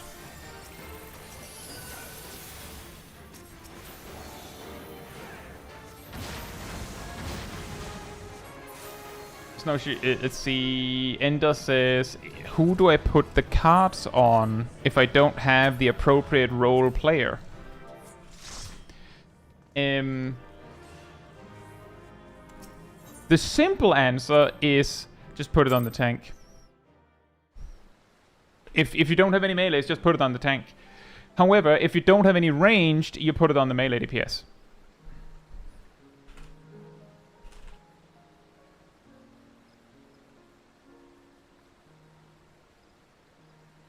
However, there's also the exception. If your tank is extraordinarily bad, or kind of mid, and your range DPS are kind of good, then you can put your melee cards on the range DPS as well. There's a little bit more to it, but that's basically it.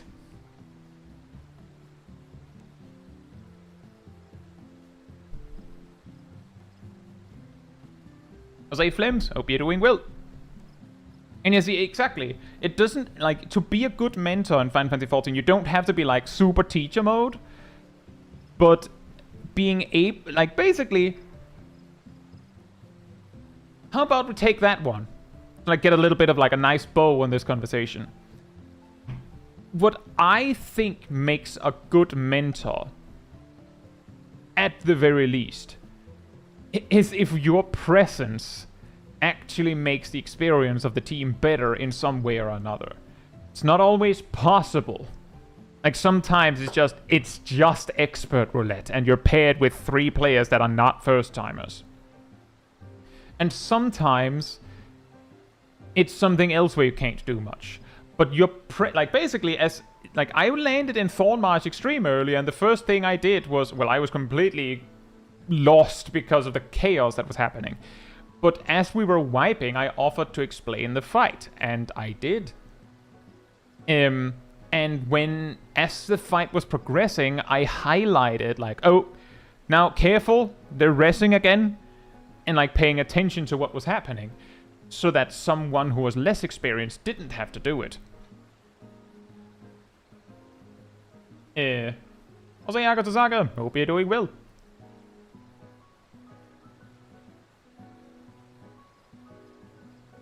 And it is difficult, which is also why it is difficult to, like, say that's how you make a good mentor. But it's pretty easy to like, if you see the behavior of a given player, determine whether that player is doing a good job of being a mentor or not. I will queue when it says 36. But that's not really a very effective way to, you know, crown a mentor, I guess.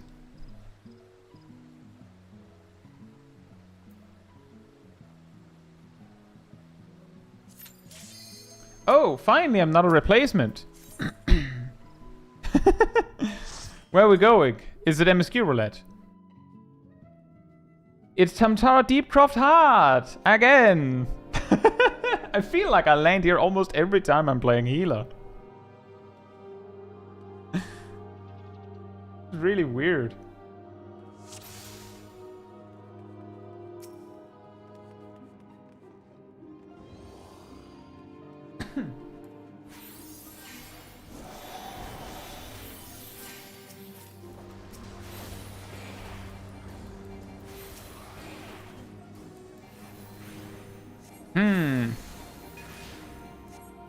Oh, I should just be using gravity.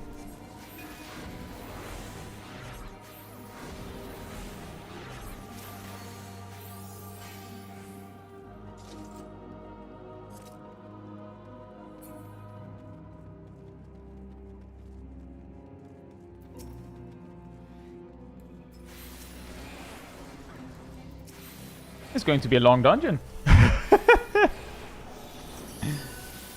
It's going to be a very long dungeon.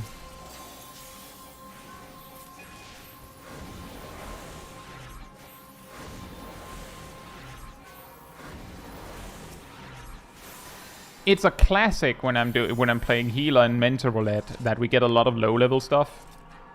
It's just really funny because specifically Tamtara Deepcroft Hard has appeared quite frequently when I'm playing healer.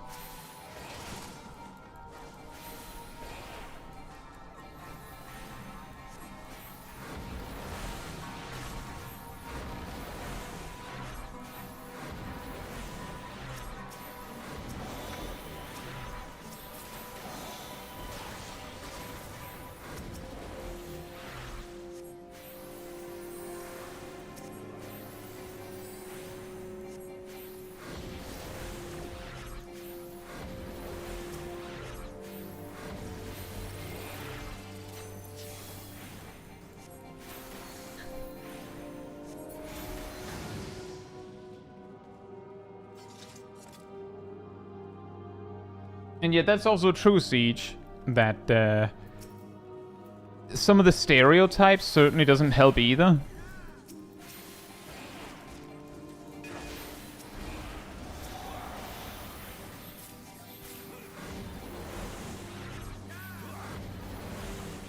Not that much you can do about it though, because that's a whole, like, that's almost entirely a social problem.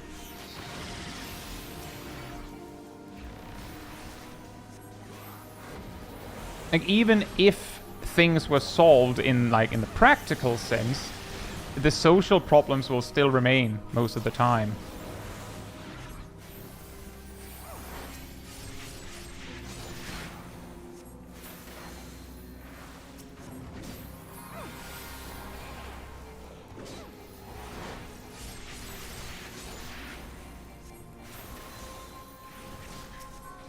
Bees!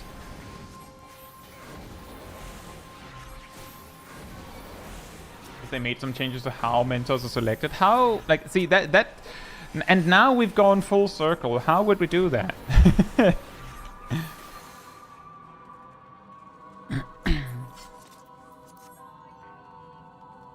And remember, you cannot have players be impacting how mentors are decided, because largely speaking, the kind of player you would want the input on that for don't have the knowledge to know if they're making the correct choice on the matter. And a lot of players that could give their input don't really care. And you can't assume that the developers are going to do anything about it, because they don't have the manpower.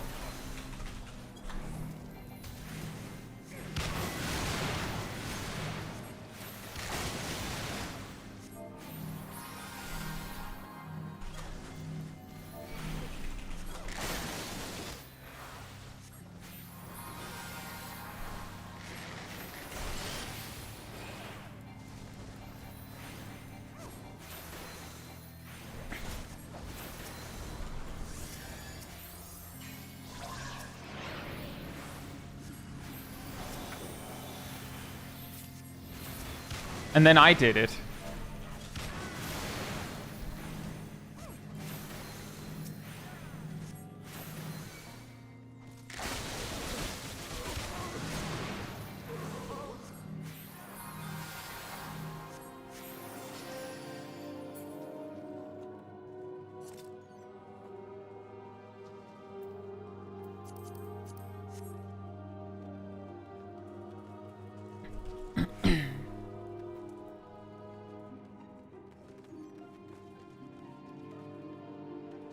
That is a good starting point, Siege. Then the follow-up question is then, how do we determine whether the semi-mentor did a good job?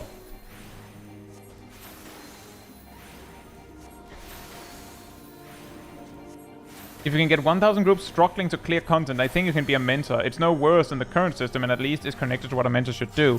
If you need to do 1,000 duties to become a mentor, then we don't have any mentors.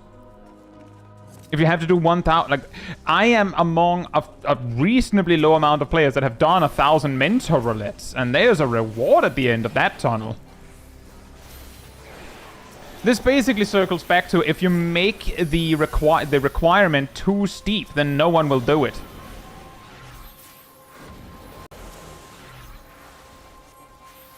And also, how do you determine whether a group was struggling with content? Technically, like, that is another system that can at least partially be cheated in. You don't have to do that for comps currently? What do you mean? Oh, you need 1,500 commendations to become a mentor. That has nothing to do with struggling groups. That has everything to do with having a nice portrait.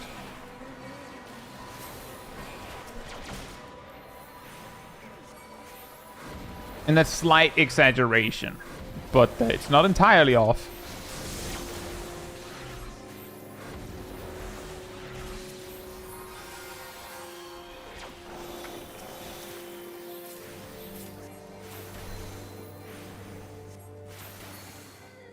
Replace the commendations with the semi-mentor duties. And that's what I'm saying, Siege. How many players do you think have done 1,000 mentor roulettes. How many players do you think have done 1,000? And the reason I'm saying mentor roulettes is because you're saying we need like a preliminary mentor roulette called semi-mentor roulette. It's the same idea. How many, like, there's not that, like, the amount of players that become mentors is one thing. The amount of players that do over 1,000 mentor roulettes is even less. You're basically saying, oh, you need to do 1,000 before you're even allowed to even get your foot in the door. It basically causes the problem that you're making the requirement too strict. And again, like, if this, what does the semi-mentor roulette do?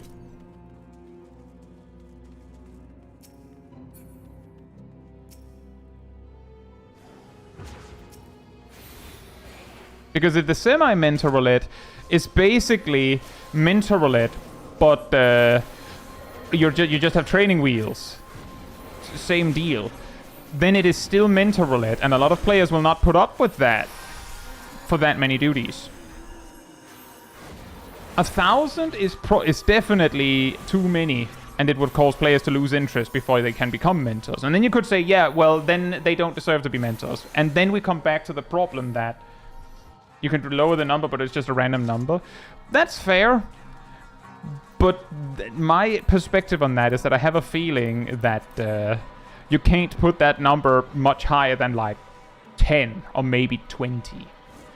Maybe 50. Like, but that's a big maybe in my opinion. And then it starts to become a low enough number that you're like, can you actually make a clear decision on whether someone would make a good mentor based on that? Again, remember,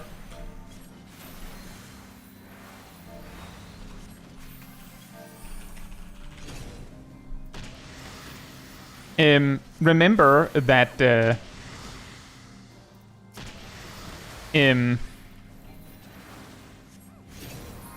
did Kai remember what he was gonna say?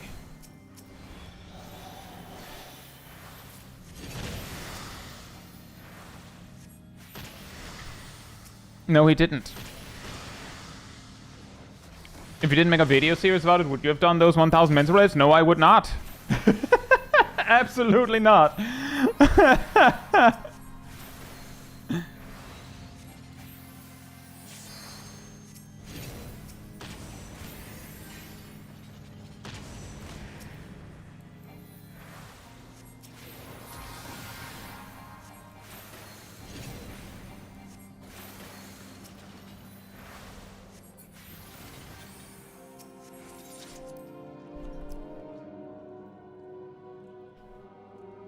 But yet, again, what I was getting at is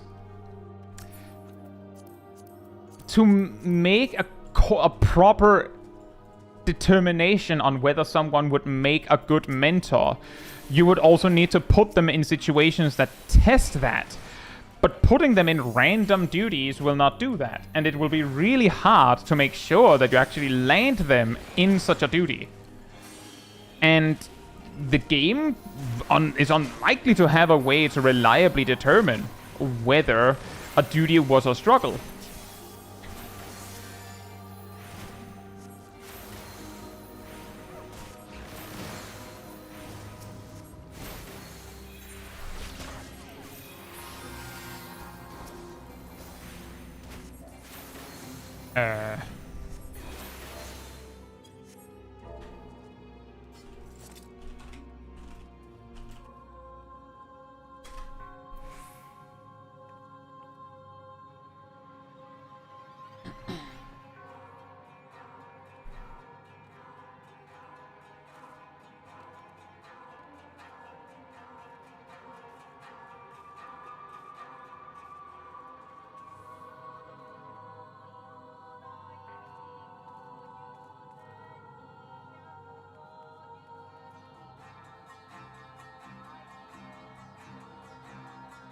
Yeah, I think the tank is very confused, but they found their way.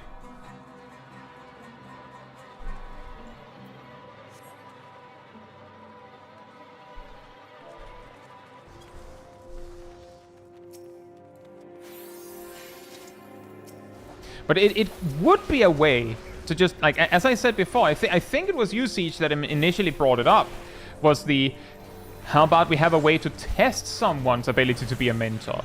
But then again, being able to clear mentor roulettes is one kind of mentoring. You can be a good mentor in the context of doing duties. You can be a good mentor in the context of helping people understand stuff in the game. You know, the actual good players in Novice Network. They're rare, but they exist.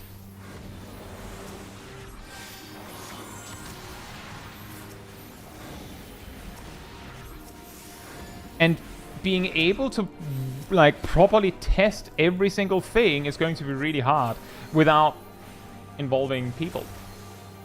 And because of all of the problems involved, involving people is basically not an option. At least not like that.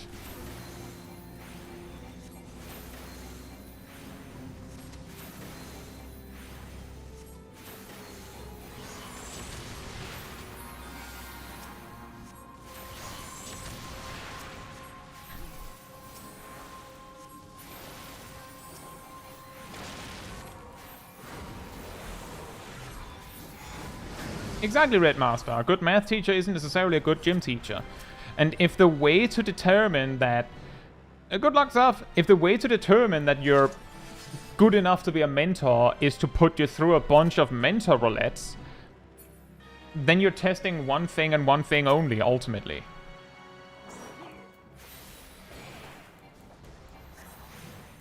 Exactly, Siege. Precisely. We are in agreement. And that's basically where, like, a lot of the time when I think of ways to make it better, kind of like face plants into a wall, is anything you could do that could, like, help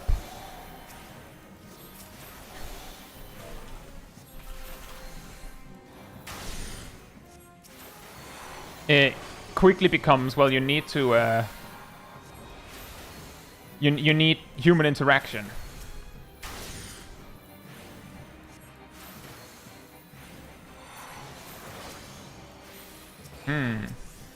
This is actually the first time I've had a group that basically didn't care about the zombies crawling in.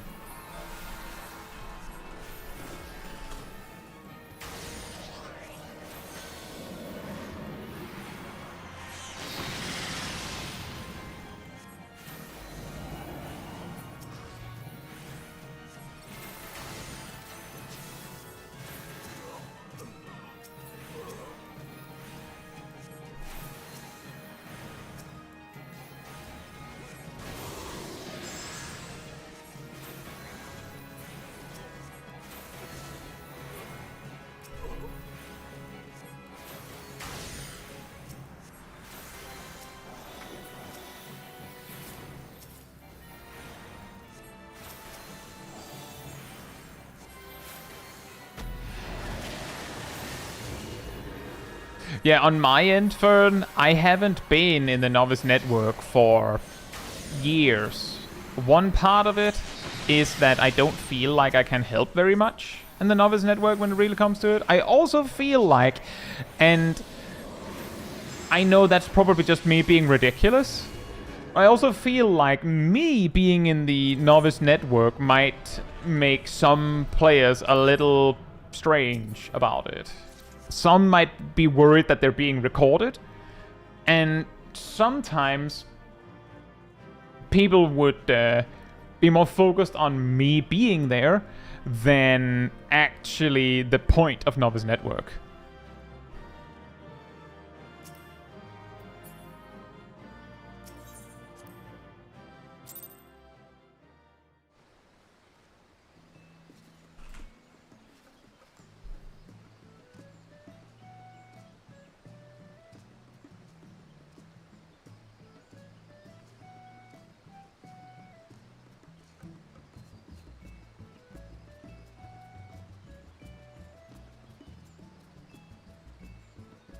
Hey Harry, hope you're doing well. I will queue when it says 36. Izanashi says we have bingo. What was the last thing?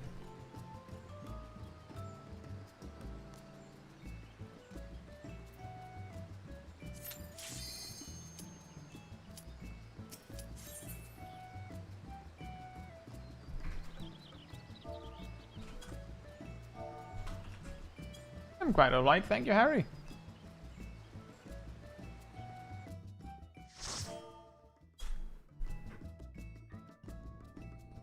Castrum Urbania.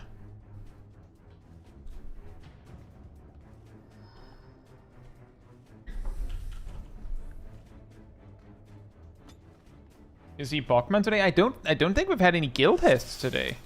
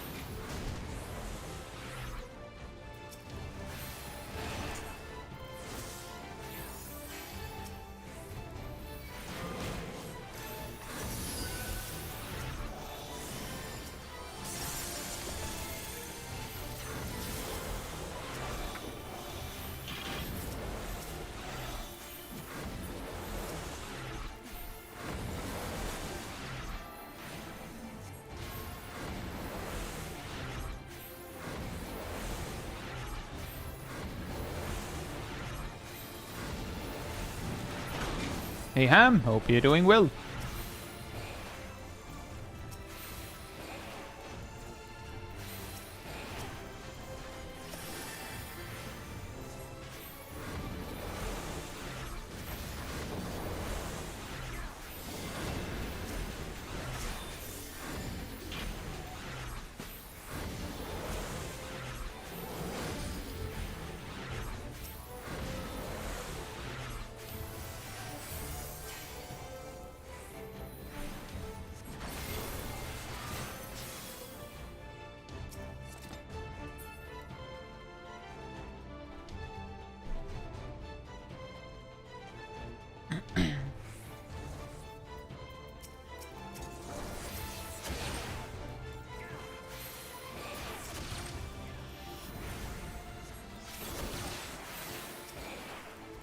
It's actually an interesting angle to that, Nana.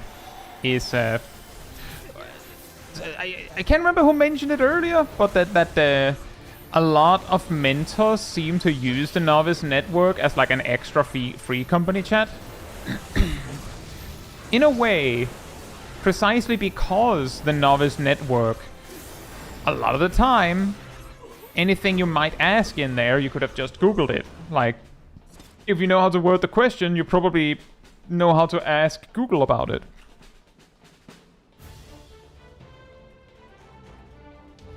It was not me.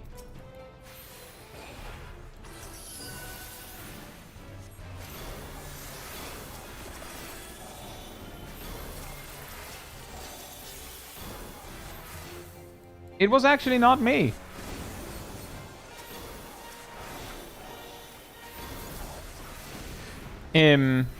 But because of that, there is an argument to be made that the mentors using it as a free company chat might not be as bad as it sounds, because many new players might feel very lonely in Final Fantasy XIV, especially if they don't know how to get a free company, for instance.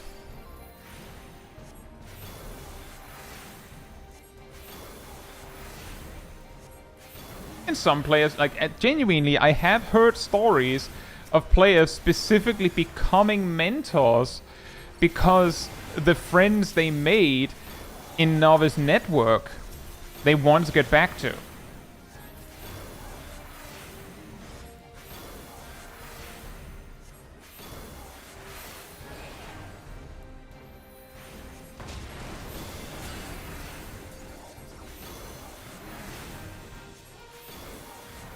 That one is difficult, Ix, because that's the thing to remember. There are all sorts of people. So just because you don't like like what's happening. Other people might be like, oh, fantastic. And does any question in Novice Network can be answered by one of Kai's videos? That's actually very possible, but not everything. I haven't covered everything. I've covered a lot, but not everything.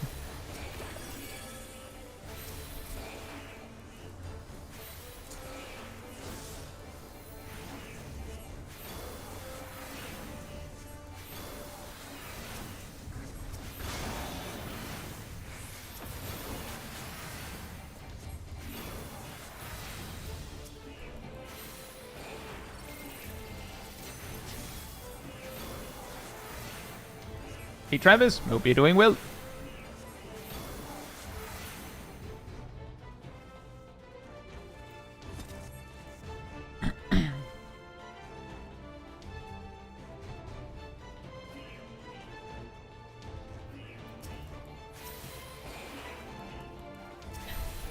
But yeah, there are weird people all over the world, including in Novice Network.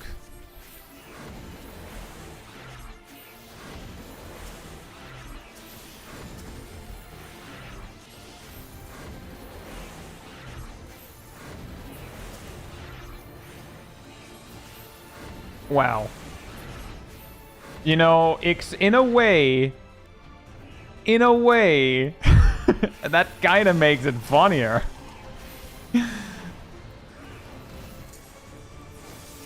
Like, I'm just saying, if you kick someone over that, then the person being kicked has already won.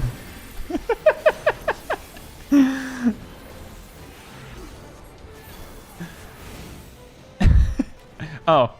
Sad earthly star.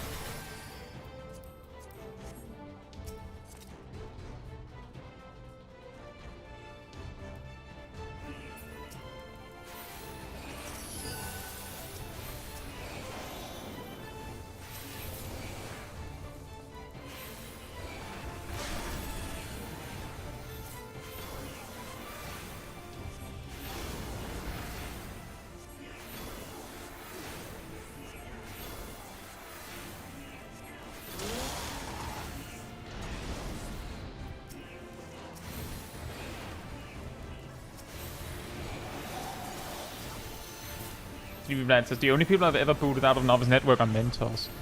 I used to be in Novice Network years ago.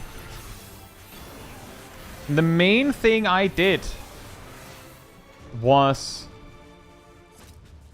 whenever a guild selling website ad would appear in Novice Network, I would follow it with a macro response reminding players that it is not that it is against the TOS to buy guild. And then I would kick the bot. That's pretty much my main experience with the Novice Network, like on hands experience.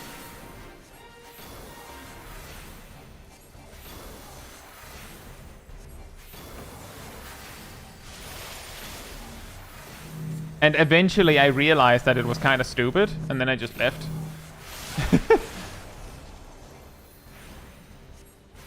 Yeah, exactly, Flems. Basically, I was a moderator. Boomman says, I'm gonna become a mentor and answer any questions in Novice Network with the YouTube link to Kai's channel. I have a feeling that that might get very obnoxious really quickly, don't you think?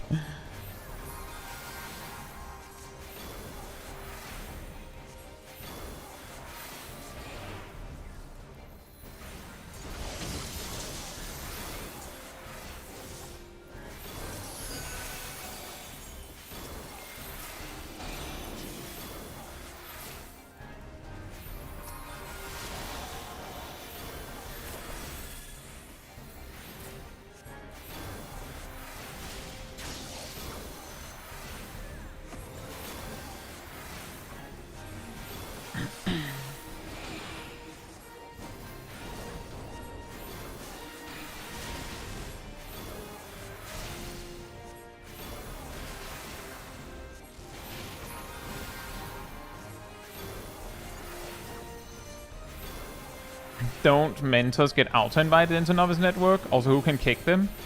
You have a button to join Novice Network. As long as you're not in a duty, for instance.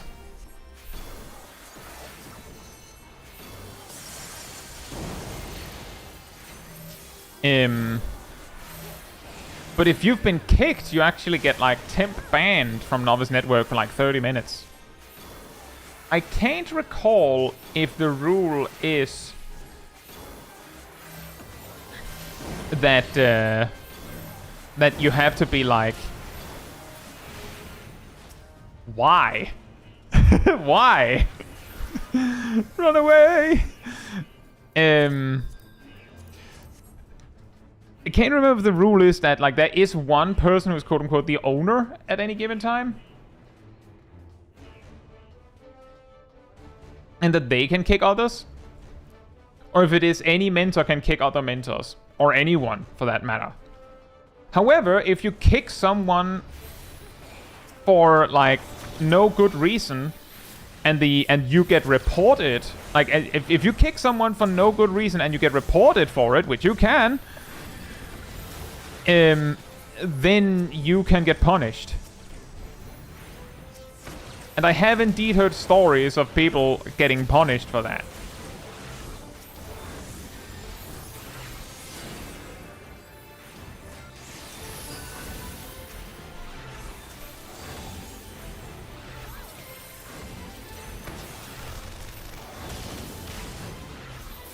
So he's gonna lose. Hope you're doing well.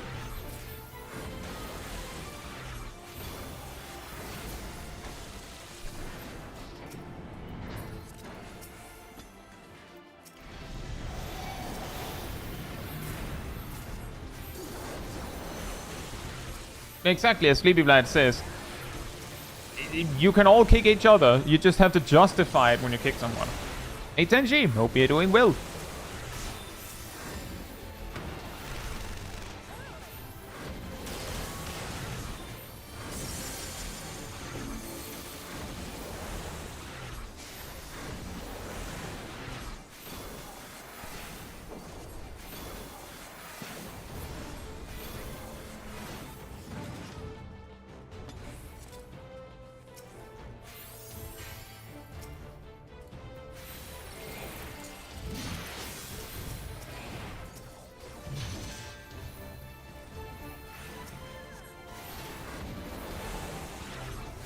So in theory, all of the mentors in the Novice Network own the channel. Yeah, in a way.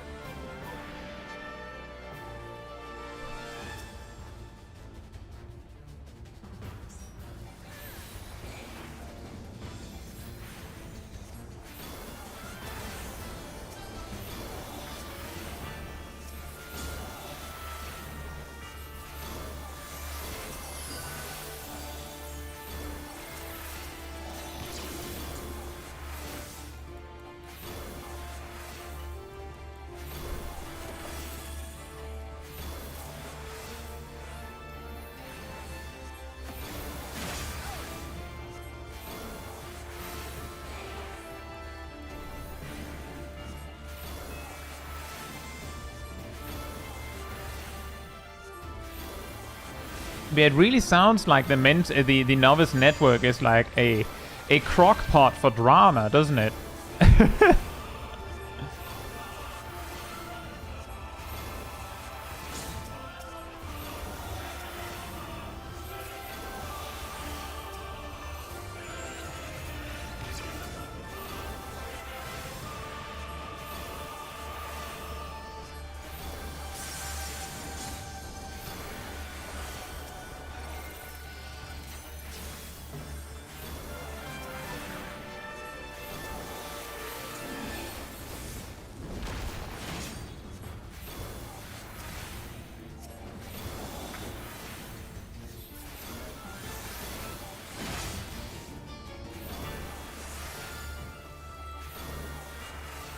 It's like trade chat and WoW. That does not surprise me.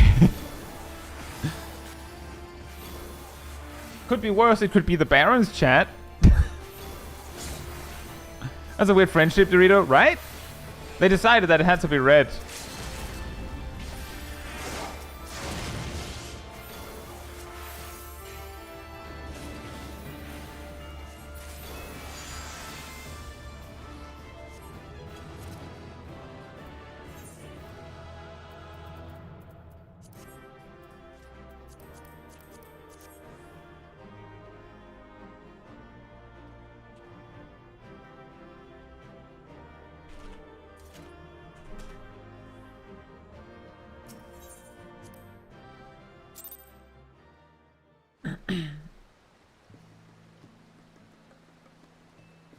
In that case, I'm very curious what the justification the mentor used for kicking that sprout, Sleepy Vlad.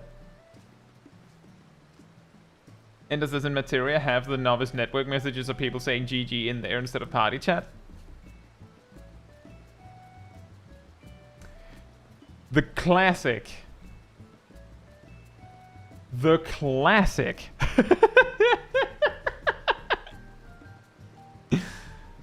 I'm in a very small free company and we sometimes see it happen. Yeah, GG, whoops, sorry. Right. I'll be right back. And then we will continue. In the meantime, manatee restored.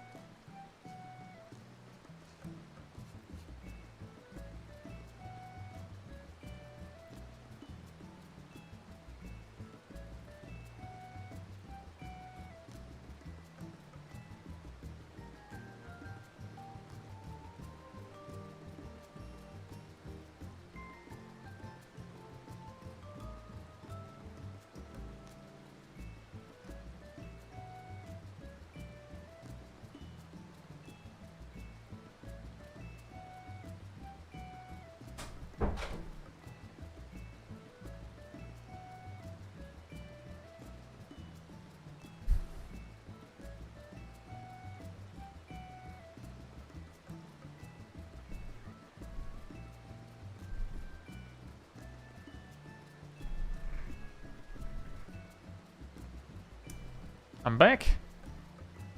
Sleepy Vlad says they didn't have a reason to kick the sprout. They were just upset they were getting in the middle of the conversation you were having in there with a friend. Why did they have a conversation like that they didn't want interrupted in a public chat room?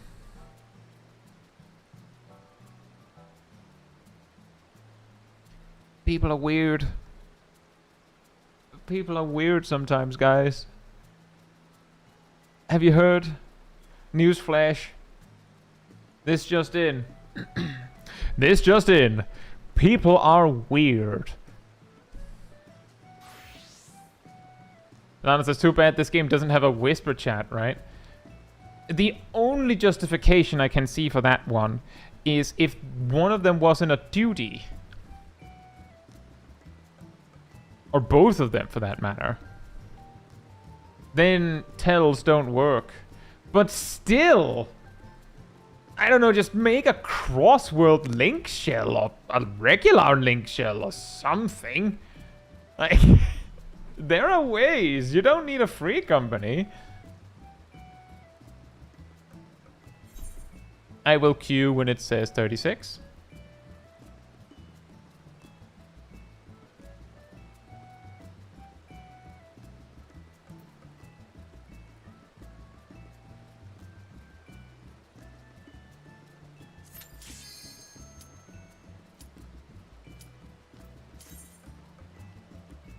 If you stop to consider green text is cooler, you can actually go into your chat settings and just choose what color you want each chat to be. So you could just make whatever chat you're talking in green. Amazing. Amazing gameplay, guys. Are you ready for this?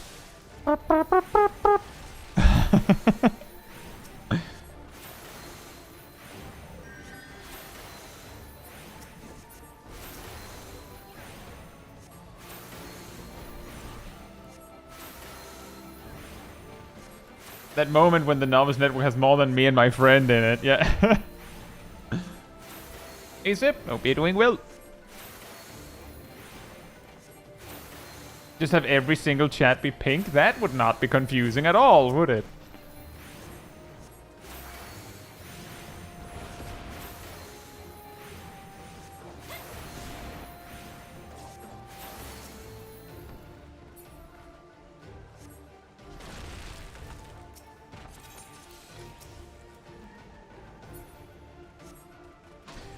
We did it!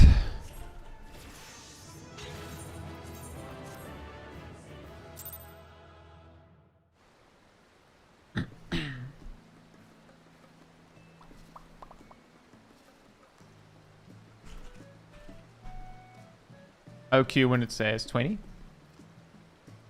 Isn't the base link shell text green by default? I believe so.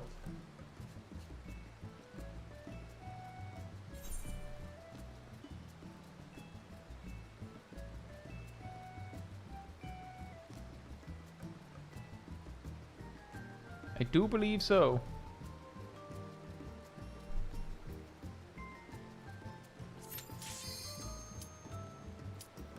Seems like we finally filled the duties that needed a replacement healer.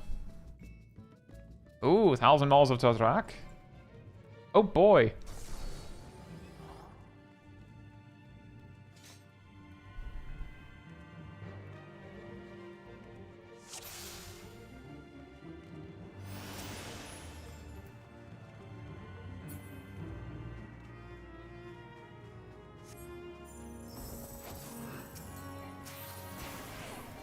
Yeah, there's a Lancer who seems to be a little confused. And we have a Dancer. Oh, our Lancer knows me. They're watching my guide right now.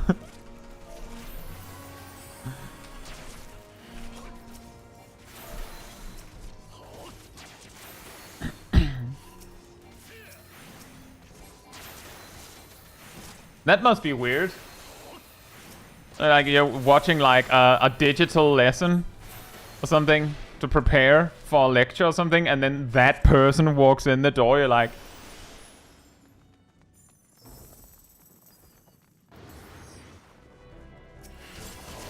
Okay, hope you're doing well.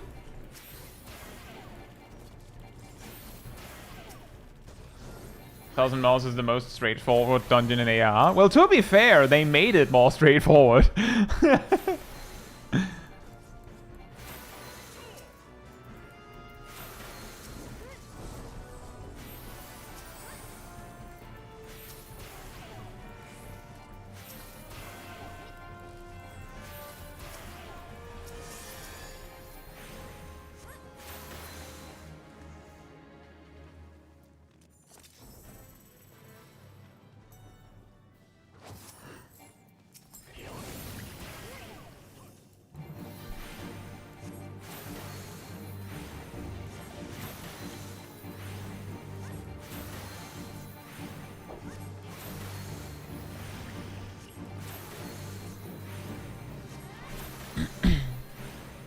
Indeed, we've had some duties with some classes early as well.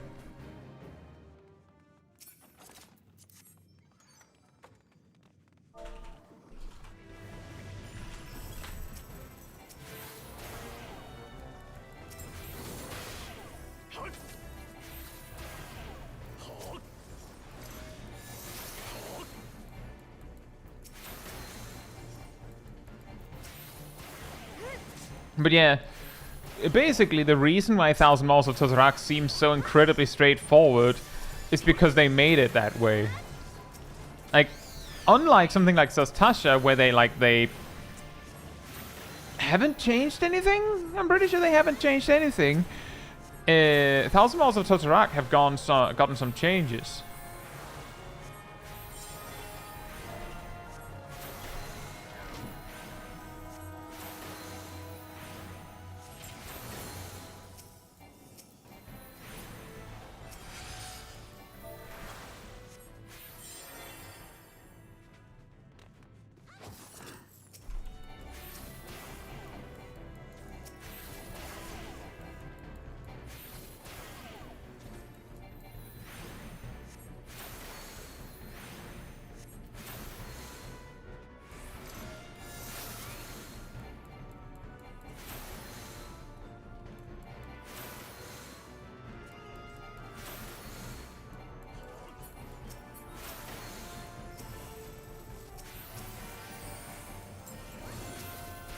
But yeah, to be fair, the old version of Thousand Miles of Totrak,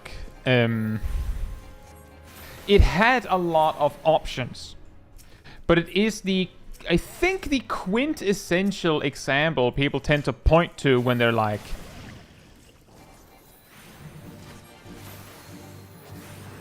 there's no point in having like multiple paths in a dungeon, because people are just going to find the best path and then just never do anything else.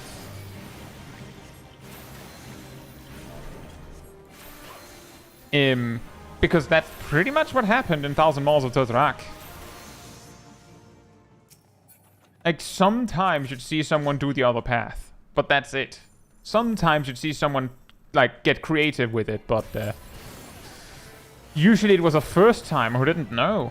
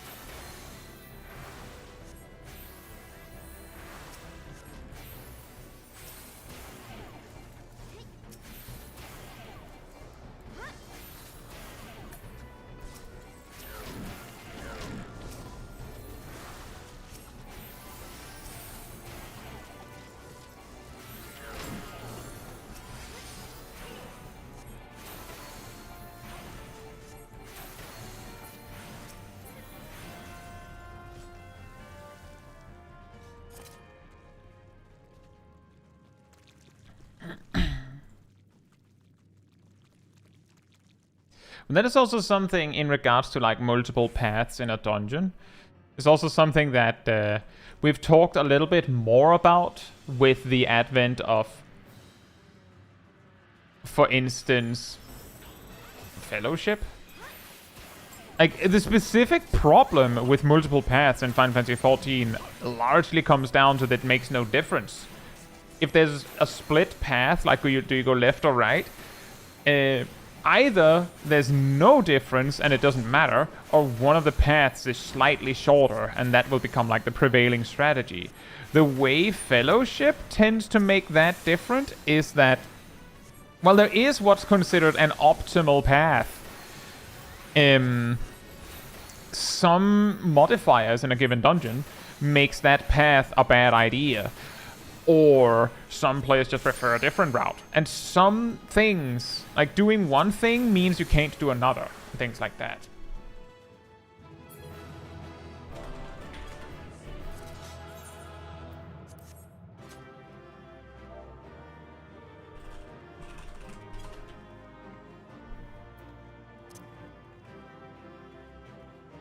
But also, at the same time, the fact that, like, basically this puts a huge amount of expectation on the tanks.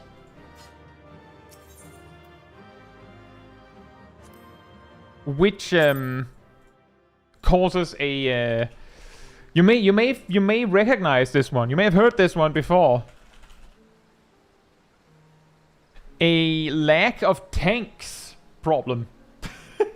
Because a lot of people are scared of having to do the pathing. And while no, the tank doesn't have to be the person who chooses where to go. It's just way easier if the tank makes the decision. Like, I'm just saying, I play healer mainly in Fellowship, and I will not say a word if the tank goes a weird path. As long as they're going somewhere, then I don't care. Go ahead. Have fun. Explore. We'll do it your way. Just choose.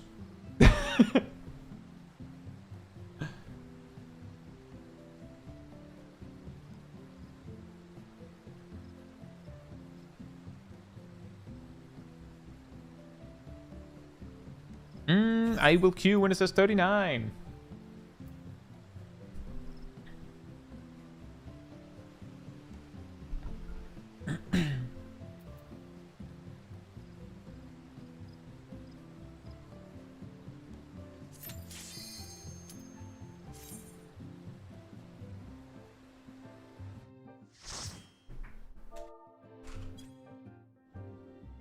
Oh, I'm the poor keep.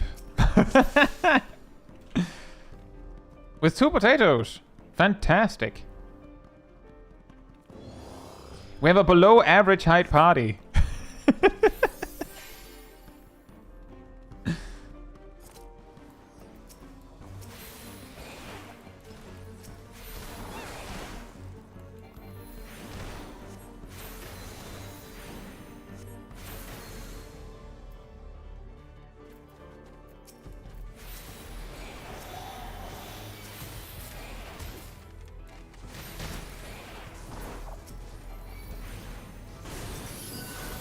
A true light party, yeah.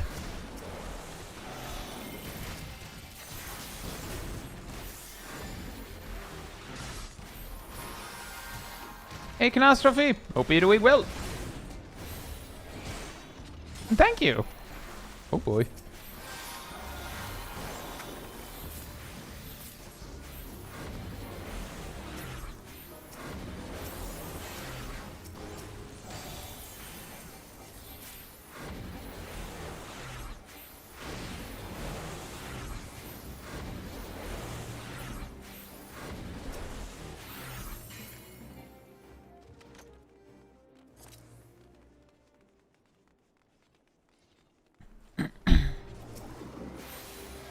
But yeah, basically what I was getting at is that a part of the problem with giving players options of paths in dungeons is that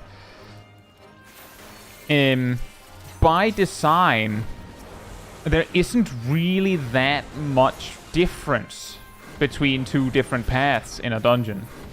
So why put different options in the dungeon? Like, if it doesn't matter anyway, then why bother, right?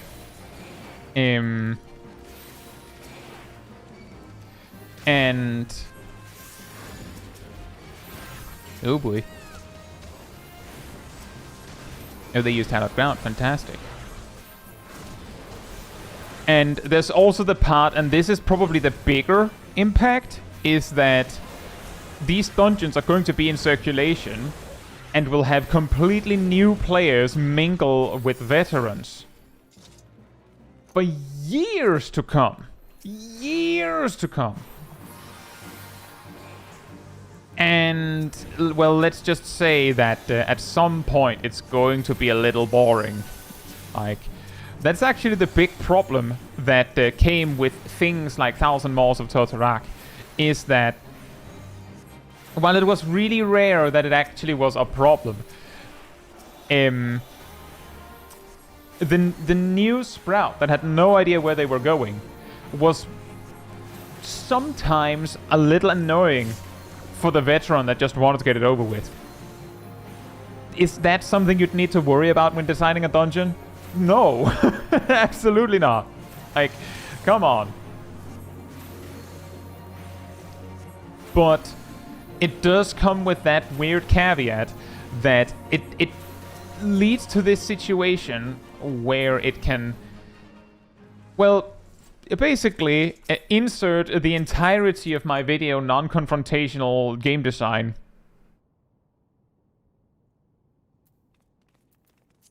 Just the whole thing, just... That, no, it doesn't really matter, but by design it matters.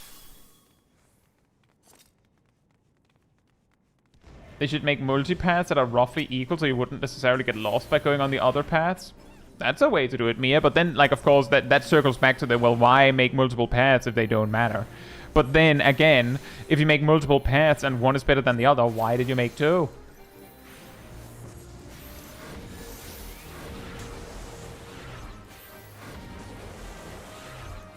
Welcome to the Cult of the Pink, Sleepy Vlad. Thank you so much for the support, and I hope you enjoy the emotes.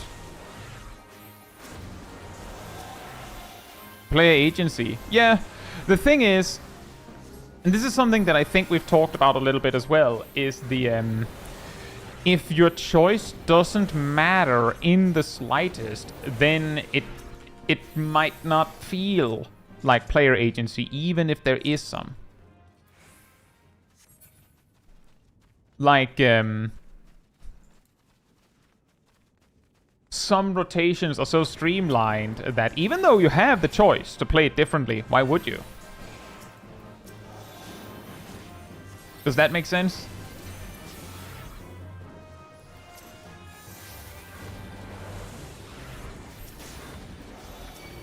Why is that path better? Yeah, indeed. Usually, like, that's the reason why it kind of comes down to that. Is that there are usually not enough tuning knobs. I should have given the Black Mage that spear. Maybe? I think? Possibly? There aren't enough tuning knobs to make there be a difference between the two paths beyond, well, that one is faster.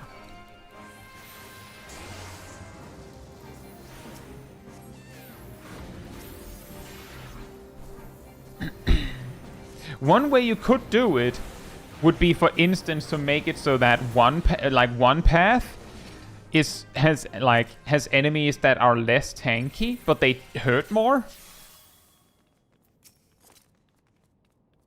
So if you're really skilled, then you can take the more dangerous path.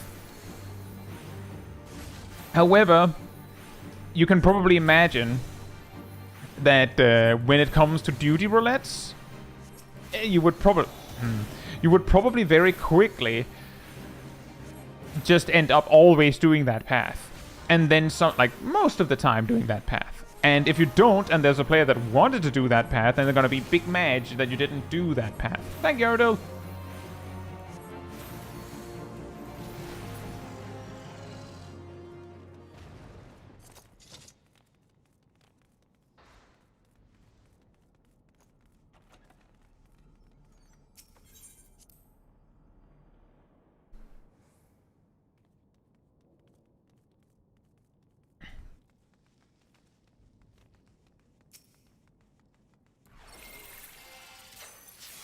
You could make the easier path much longer and the harder path much shorter. Yeah, indeed, Isilmiril. The problem is, as I was just saying, you put 4 random players in there. Do you think that the players that should be taking the easier path will do that? Or do you think mayhaps that there will likely be someone who's like, no, the other path is way shorter, we should do that one? Cases, did I get flagged by Ultimate or something for trying to post a link earlier? Only mods and me can post links, K. No exceptions. Because exceptions are given, like, individually. So it would be really hard for me to make sure to give everyone the exception. And the reason why it is this way is because there are bots that think it is really funny to post links.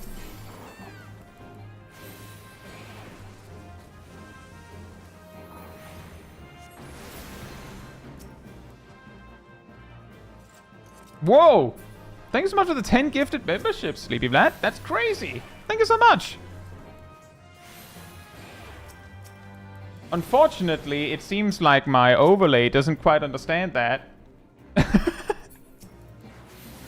Thank you so much. I understand it at least I can read. Thank you so much. More people with emo. That's true.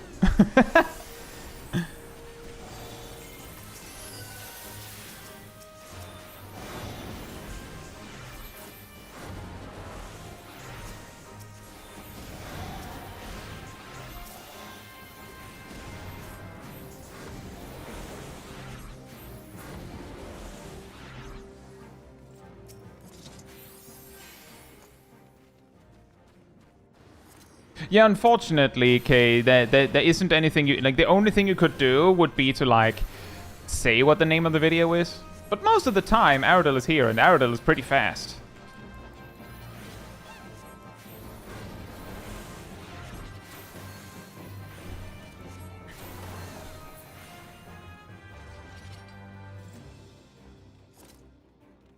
Sorry for what, Aradil?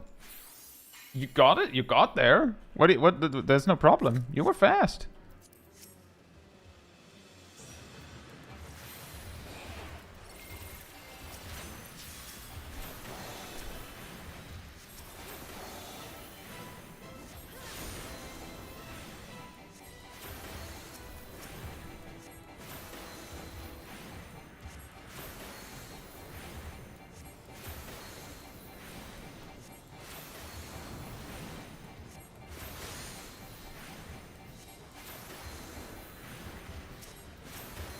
You see, the funny thing there is, Ilmiril, is that I feel like they never quite got the normal and hard dungeons thing right. I feel like they kind of goofed that one.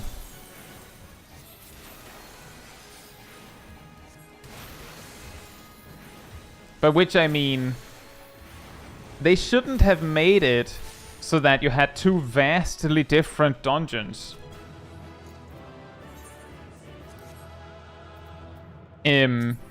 Between the normal and hard version. The hard version should have just been almost exactly the same dungeon, but with harder mechanics or something. In my opinion. Because by making it two different dungeons, now you feel incentivized to make everyone do it. So thank you for the super chat, Tenji. Thank you so much. for getting my name right. Well, I'm glad. I try very hard. Thank you.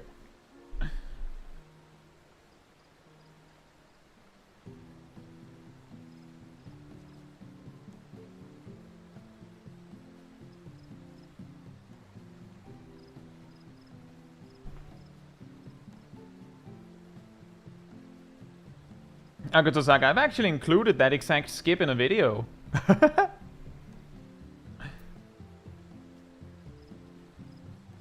I believe I called the trick the Death March, and then I demonstrated it with Stone Vigil.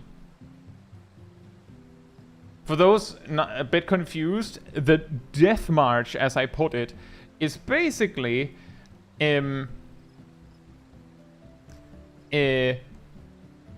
tank pulls everything. Everyone else just runs with the tank, but far enough behind that they don't get in combat. The healer doesn't heal the tank. The DPS don't attack anything. You just run, like just a casual jog behind the tank. And then once the tank has pulled everything, the DPS and the healer run into the boss room. The tank dies, but because no one else hurt the mobs, they just reset. And then the healer can just rest the tank. Or the tank could just... rest at the door, and then they pull the boss, and then the tank gets forced into the boss room, and boom, there you are. Hey Kim, hope you're doing well, and thank you for the dungeon. Thank you so much. We're catching a lot of community people. I will queue, and it says 18.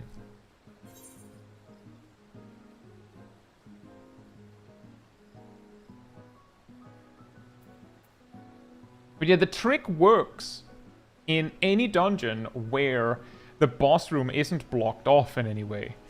The reason why a lot of people just don't do it is because it's fast enough to just do the dungeon normally that people don't care. Well, same you, Els. Hope you're doing well. It's fast enough that people are like, it's fine, we'll just do it normally. And also, it's really kind of jank to pull like that, and most modern dungeons you can't do it, so players are less inclined to learn the trick.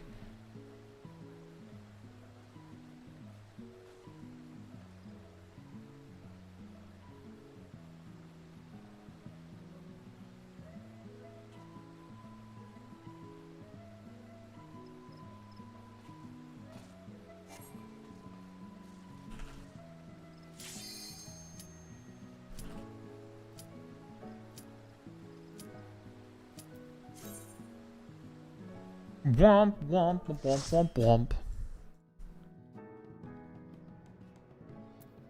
Bottom's metal. Ooh. With the Shaw's tank. And, ooh. Ace here too?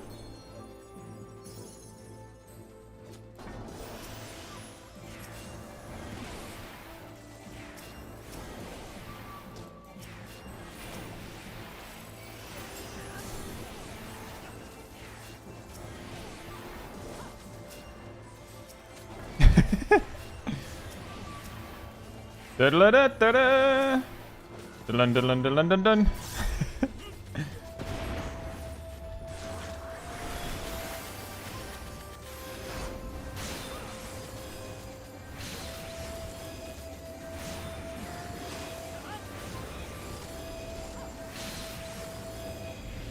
I didn't even notice, Kim. Don't worry.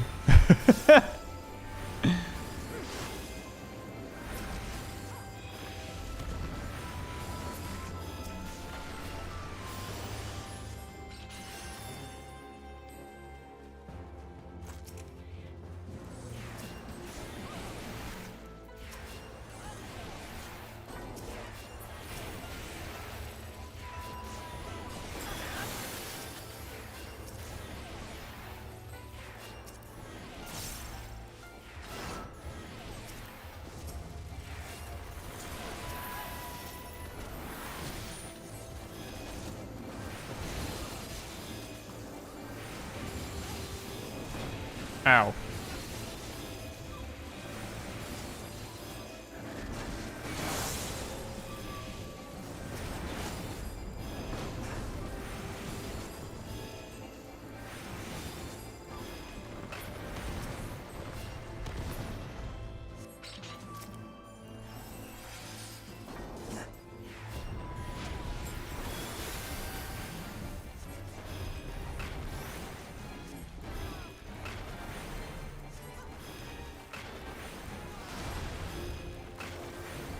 Epic healer rotation, go!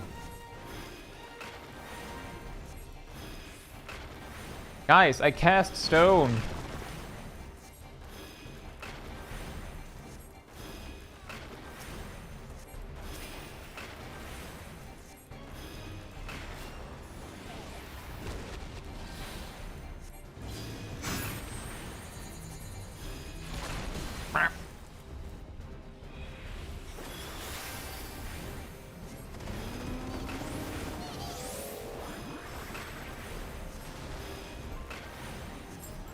The ground is casting it back.